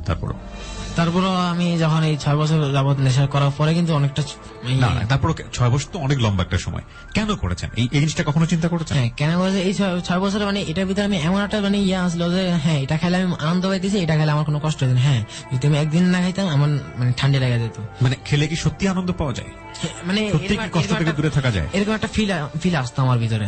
আচ্ছা, কিন্তু এটা কিন্তু খারাপ, এটা আমিও জানি, কিন্তু এটা খাইলে তো আমার থেকে ভালো লাগতেছে, আমার ওরকম একটা চিন্তা ভাবনা। এই নেশা করে সর্বোচ্চ খারাপ কাজ কি করেছেন আপনার, যেটা এখনো বিবেকের মধ্যে বাঁধে এবং যেটা আপনি এখনো এখানে বলেননি? সর্বোচ্চ খারাপ কাজ বলতে গেলে আমি একবার একটা লোকের, কে সে? লোকটা একটা মুরব্বী করে তার ছেলেটা বাঁচাতে আসছিল, মানে ছেলেরা আমরা ধরছিলাম, তারা গরিব আমি জানতাম না, তো এই লোকের আমি ধরছিলাম, লোকের লাথি লাগছে আমার পায়ে। আমার বন্ধু বান্ধব মানে ইয়া করে না, ওরা আমার দিয়ে লাথিটা মারাইছে, লাথিটা মারছে ওই দিন ছেলেরা, মানে ওই ছেলেটা বন্ধু আমার মানে হাতে পায়ে ধরছিল, কিন্তু আমি অতটা ইয়া করিনি, আমি কিন্তু ওই সময় নেশা অবস্থা ছিলাম। আমি নেশা করলে কিন্তু আমি ছেলের সামনে বাবাকে লাথি মারেছেন? হ্যাঁ, ছেলের সামনে বাবা মারছে, ছেলেও কিছু করতে পারে না, কারণ ছেলে কি করবে, কিছু করতে পারে না। কিন্তু আমি লাথি মারার পরে আমি ওই দিন বাসা চলে যাই, যাওয়ার পরে আমি আর কোনো কথা বলি একবার না। চিন্তা করে দেখেছেন যে বাবার জন্য এটা কতটা কষ্টকর, একটা তার নিজের সন্তানের সামনে এইভাবে সন্তান তুল্য একজন বয়সী ছেলের হাতে এত অপমান হওয়া, কিংবা একটা ছেলের জন্য এটা কতটা কষ্টকর যে বাবা, এবং মানে এটা কি মানুষের কাজ? আমি কিন্তু এটা নিয়ে অনেক ইয়া করছিলাম, কিন্তু তারপরে আমরা যখন নেশা কাটছে তখন আমার বন্ধু বলতেছে যে তুই যে লাথিটা মারছিস এটা কিন্তু কালকে লোকটা বেশি ব্যথা পাইছে মনে হয়। আমি বলি কিসের লাথি, তুই কালকে লাথি মারছিলি না? আমি মানে ভুলে গেছি কিন্তু কথাটা, পরে যখন মনে করেছে তখন আমি মনে করতে পারছি যে আমি আমি একটা লাথি মারছিলাম, কিন্তু কতটুকু প্রেশার দিছি ঠিক আমার মনে নেই, কিন্তু প্রেশারটা কিন্তু প্রচুর জোরে হয়েছে। লোকটা টাকা দিতে পারে না, কিন্তু একটা লাথি খাওয়ার পরে লোকটা বলছে বাবা মারছো আমার থেকে টাকা নাই, তুমি অন্তত এই কাজটা আর করিও না। তো লাথি মারার পর আমার বন্ধু বান্ধব বলছে যে তুই লাথি মারার পরে টাকা বাড়িতেছে না, তাহলে আর কিছু করার নেই, এত কিছু মানে পাবলিক হাতে দিয়ে দিলে কোনো লাভ নেই, তার থেকে সাইডে দিতে, আর এরা তো আমাদের কিছু ক্ষতি করতে পারবে না, সে এসে আমরা সাইডে দিচ্ছি আর কোনো কিছু করিনি। আমারে বলতে গেলে আমি যে আজকে 17 অক্টোবর পর থেকে কিন্তু আমার খারাপ বন্ধুগুলো ডাকে না যে তা না, ডাকে, কিন্তু রাস্তাঘাটে আমি এক রাস্তায় যেতে আমার বাসায় যেতে হবে, আসতে হবে, কাজে যেতে হবে, আমি ডাকে, কিন্তু ওদের সাথে তাল মিলিয়ে চলি বলতে গেলে কিরকম যে হ্যাঁ অমুক সময় দেখা করতে হবে, হ্যাঁ পারবো, যে কোথায় আমি অমুক জায়গায়, কিন্তু আমি আসবো বলে আমি আমার কাজে বিজি থাকি, আমি আমার আব্বুর কাজটা নিয়ে পড়ে থাকি। আমার এখন বলতে গেলে মিথ্যা কথাটা মানে আমার মা বাবার সাথে যে মিথ্যা কথা বলবো ওটা আসতে পারে না। আমার মা বাবাকে আমার হাতে টাকা দিতে ভয় পাইতো, কিন্তু এখন বর্তমানে টাকা দিতে ভয় পায় না, যে হ্যাঁ আমার ছেলে আমার সাথে সত্যি কথা বলতেছে। 50 টাকা যদি হারাইও যায় ওই কথা আমি যাই বাসায় বলে দিই মা আমার থেকে 50 টাকা হারাই গেছে। কেন হলেন মানে এরকম ড্রাগ অ্যাডিক্ট হওয়া, মেয়েদের সাথে মানে অনৈতিক একটা শারীরিক সম্পর্ক র্যান্ডমলি করা, কেন হলেন? রুট কজ কি? আসলে এটা আমি ছোটকাল থেকে আমি ওরকম মানে যেরকম আমি আপনার ফার্স্টে বলছিলাম যে আমি নিয়মাকে সতর্ক একটা যে পরিবেশে ছিলাম, ওই পরিবেশে যদি থাকতাম তাহলে কিন্তু কখনোই এরকম হইতাম না। কিন্তু আমরা যে ওইখান থেকে যে এলাকাতে যাই উঠছি, আমার আব্বু জানতো না ওখানে একটা খারাপ এলাকা, তো যেহেতু এক জায়গায় যাই স্থানীয় একটা মানে জায়গা কিনে যেহেতু বসে গেছি, ওইখান থেকে উঠে আসা সম্ভব না। আজকে ওইখানে আসি আমরা প্রায় 8 বছর হবে, 8 বছরের মতন আমরা ওইখানে আসি। তো ওইখানে যাওয়ার 2 বছর পর থেকে মানে আমার এগুলো শুরু হয়েছে আস্তে আস্তে। লেখাপড়া কতদূর পর্যন্ত করলেন? 8 পর্যন্ত। আপনার বয়স এখন কত? 24 বছর। আপনার এই সময় ইউনিভার্সিটিতে থাকার কথা। ঠিক। ক্লাস 8 পাস করেছেন, কি করবেন জীবনে 8 পাস দিয়ে? আজকালকার মার্কেটে 8 পাসের কোনো ভ্যালু আছে? আমার বাবা একটা কথাই বলতো যে লেখাপড়া খরচ নেই, যেহেতু অন্তত একটা যদি কোনো কাজ শিখেছ, হাতের কাজ শিখেছ, তো অন্তত ওইটা হইলে করিয়া খাইতে পারবি। আমার বলে আমি কিন্তু কাজ করি, কিন্তু ওই যে বললাম যে আমার এখন বাবা আমার কথা শুনিয়ে চলতেছি, যে না পারতেছি আমি কোনো ইয়ে করতে মানে স্বাধীন করতে, কারণ কাজ আমি জানি যে একটা জিনিস ইয়ে করছি মনের নাম মহাশয়, মনকে যা বলি তা আসে, সেই জন্য আমি সবসময় কাজের দিকে আমি নিজের বিজি মানে সবসময় ব্যস্ত রাখতাম। যখন কোনো দিকে যাইতাম আমি ওখানে চলে যেতাম, ওখান থেকে আসতাম না। আর যে জায়গায় গেলে আমার মানে নেশা করার টানটা উঠবে ওই জায়গা থেকে আমি যাইতাম না। ওই জায়গায় আমার যদি আমার 100 জন এসে বলে যে তোর আমি 10 লাখ টাকা দেবো তুই ওই জায়গায় চল, আমি যাবো না। আপনার মতো যারা এরকম বখাটে হয়ে যায়, আপনার মতো যারা ড্রাগ অ্যাডিক্ট হয়, তাদেরকে আপনি সচেতন করার জন্য আজকে জেবিএসবিতে এসেছেন, কি বলবেন তাদেরকে? তাদেরকে আমি একটা কথাই বলতে চাই যে তারা যদি নেশা করে সম্পূর্ণ জীবনের যত ভুলটা আছে সবচেয়ে বড় ভুল করবে ওইটা। কারণ নেশা করলে তার ভিতরে মনুষ্যত্ব বোধটা থাকে না, যে তখন সে কি করতেছে, কি করবে বা ভবিষ্যতে কি করবে কিছু তার ভিতরে কাজ করে না। সে শুধু জানে বর্তমানে কি হইতেছে, ভবিষ্যতে সে একটা ভালো কাজ করবে ওই জিনিসটা তার ভিতরে থাকে না। আমি এটাই বুঝতে পারি যে এগুলো যদি করে জীবনের সবচেয়ে বড় ভুল করবে এটা, নেশা করাটা। নেশা যদি তারা ছাড়তে পারে, তারা সুস্থ লাইফে জীবনে যদি আসতে পারে, তারা জীবনে উন্নত করতে পারবে। এছাড়া উন্নত করার কোনো পথ দেখতেছি না আমি। কারণ আমি যদি আজকে আমি নেশা ছাড়ছি, আমি ঠিক সময়টা আমার এখন ক্যালকুলেশন করতে পারতেছি না, যে আমি নেশাটা না ছাড়তাম এখনো কিন্তু আমি যে আসতে পারতাম না। আপনি আমার আসতে বলছেন, আমি আপনার আসবে বলে আমি আসতাম না, এরকম একটা মানে হইতো। কিন্তু আমি আপনারা কথা দিয়েছি সেজন্য আমি যত তাড়াতাড়ি পারছি আমি আসছি। কিন্তু আমার ফ্যামিলি এখন খুশি, কিন্তু আমি আমার ভাই আরেকটা কথা বলতেছি, আমি যখন থেকে নেশা করা শুরু করছি তখন থেকে আমার মা টেনশন, আমার মা একটা টেনশনে এখনো বর্তমানে অসুস্থ। এখনো তিনি ঘর থেকে অতিজোর বলতে গেলে আপনাদের কিছুটা পথ মানে বলতে গেলে 50-60 গজ 80 গজ এরকম এতটুকু দূরত্ব যাইতে পারে, তাও কি ওনার সাথে একজন যাইতে হবে, হয় আমি, নয় আমার বোন, নয় ছোট বোন, নাহলে উনি সাথে সাথে মাথা ঘুরে পড়ে যায়, প্রেশার একটা সমস্যা দেখা। আর আমার বাবা এখন বর্তমানে ওনার বয়স হইতে হইতে ওনার এখন গলা দিয়ে ব্লাড বেড়ে, তো ওই জিনিসটা খেয়াল করে আমি টোটাল আমি এখন ক্যান্সেল করে দিয়েছি যে আমি এইসব পথে যাবো না। আমার যতটুকু কাজ করতে পারতেছি বা করবো, যতটুকু শিখতে পারি শিখবো। আমার আব্বু বলতে যে আব্বু বলছে আমার দেখা দেওয়ার কেউ ছিল না, কিন্তু তুই এক ভাই, তোরেও দেখা দেওয়ার কেউ নাই একমাত্র আমি ছাড়া, তুই যতটুকু পারস আমার থেকে কাজগুলো শিখে নে। আব্বু আমার যতটুকু পারতেছে শিখাইতেছে, যতটুকু পারতেছে আমি শিখতেছি। প্রিয় শ্রোতাই ছিল আমাদের আজকের অতিথি রাফির জীবনের অপ্রিয় সত্য। এই মুহূর্তে চলে যাচ্ছি ডক্টর তাজুল ইসলামের কাছে। তো ডক্টর তাজুল ইসলাম, আপনি তো শুনলেন, কি বলার আছে আপনার?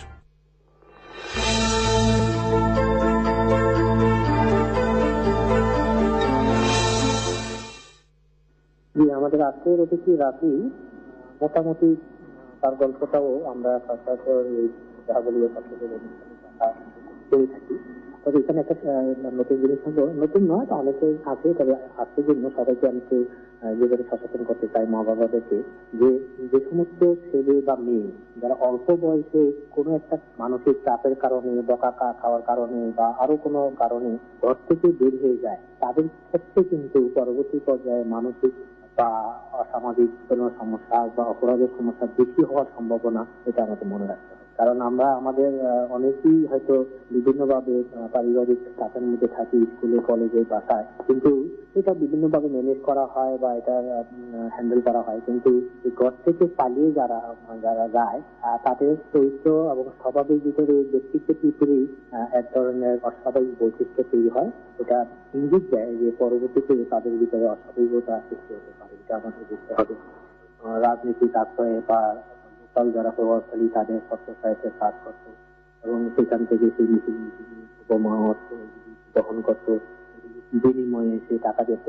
এই যে রিক্রুটমেন্ট আমাদের দেশের সমাজে এবং রাষ্ট্রে এবং রাজনীতিতে, এই যে নিজেদের অপরাজনীতি করার জন্য যে এই ধরনের ছেলে মেয়েদেরকে রিক্রুট করা হয়, এই কালচার থেকে, রাজনীতি, অপরাজনীতি থেকে যদি আমরা সরে আসতে না পারি, তাহলে এই রাজনীতির মতন ছেলেরা এইভাবেই কিন্তু ব্যবহৃত হবে এবং অপরাধী হয়। বেশি টাকা পাওয়ার কারণে সে ওই টাকা দিয়ে নেশা করতো এবং নেশা করার কারণে যে খরচ হতো, সেই খরচ উঠানোর জন্য আবার ওই নেশা বিক্রি করা, মাদক সরবরাহ করা, মাদক চালানি করা, এখান থেকে আবার অবৈধ টাকা উপার্জন করা, এই যে একটা চক্র চলতে থাকে অপরাধ জগতের ভিতরে, অন্ধকার জগতের ভিতরে, এটা কিন্তু আমরা একটা প্যাটার্ন লক্ষ্য করবো। যারা এখানে দেখে তাদেরকে এই চক্রের ভিতরেই যেতে হয় এবং এটা চলতে থাকে।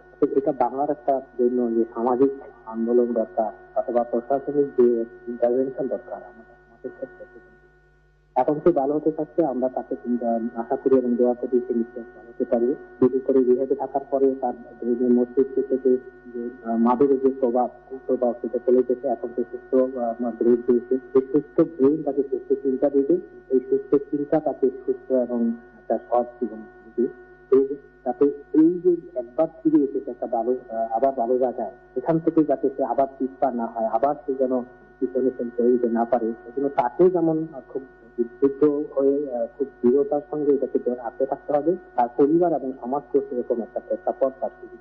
ধন্যবাদ ডক্টর তাজুল ইসলাম। আপনাদের সবাইকে ধন্যবাদ।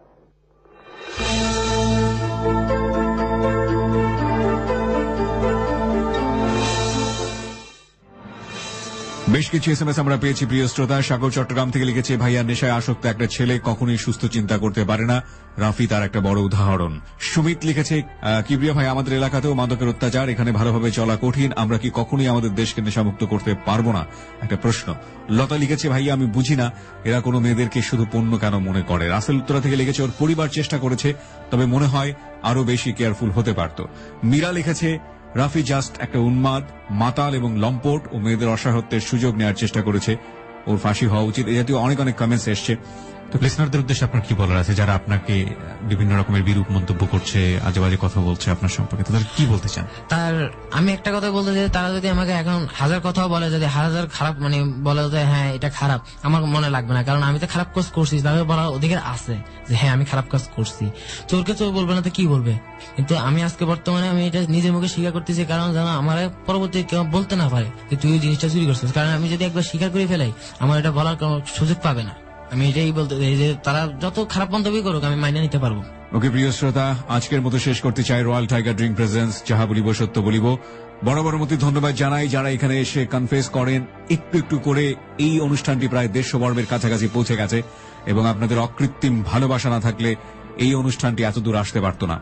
যারা আমাদেরকে প্রতিনিয়ত সাপোর্ট করে যান, মোরালিটির দিক থেকে দোয়া করেন, তাদের জন্য কৃতজ্ঞতা জানাই। যারা এতক্ষণ পর্যন্ত রাত জেগে আমাদের সঙ্গে ছিলেন, specially thanks to my team, সাউন্ডে যিনি কাজ করছেন Manju, specially thanks to Raju, যাদের অক্লান্ত পরিশ্রম আজকের এই অনুষ্ঠান। আপনারা অনেক অনেক ভালো থাকুন। সবার বলার একটি জায়গা হোক এবিসি রেডিও, এবং সেই জায়গাটি থেকে অবশ্যই যাহা বলিব সত্য বলিব এমন একটি প্ল্যাটফর্ম, যে কথা কাউকে বলা যায় না, যা বিবেক বোধকে প্রতি মুহূর্তে দংশিত করে, সেই কথাগুলো নিয়ে আপনি আসতে পারেন লাখো জনতার মঞ্চে এবং স্বীকার করতে পারেন কি ভুল করেছিলেন, কেন করেছিলেন এবং তার পরিণতি আপনার জীবনে শেষ পর্যন্ত কি হয়েছিল। এজন্যই স্বীকার করবেন যে আপনার মতো করে ভুল কিংবা আপনার মতো করে অপরাধীর জন্ম যেন এই সমাজে আরেকটি না হয়। ভালো থাকুন, শুভরাত্রি।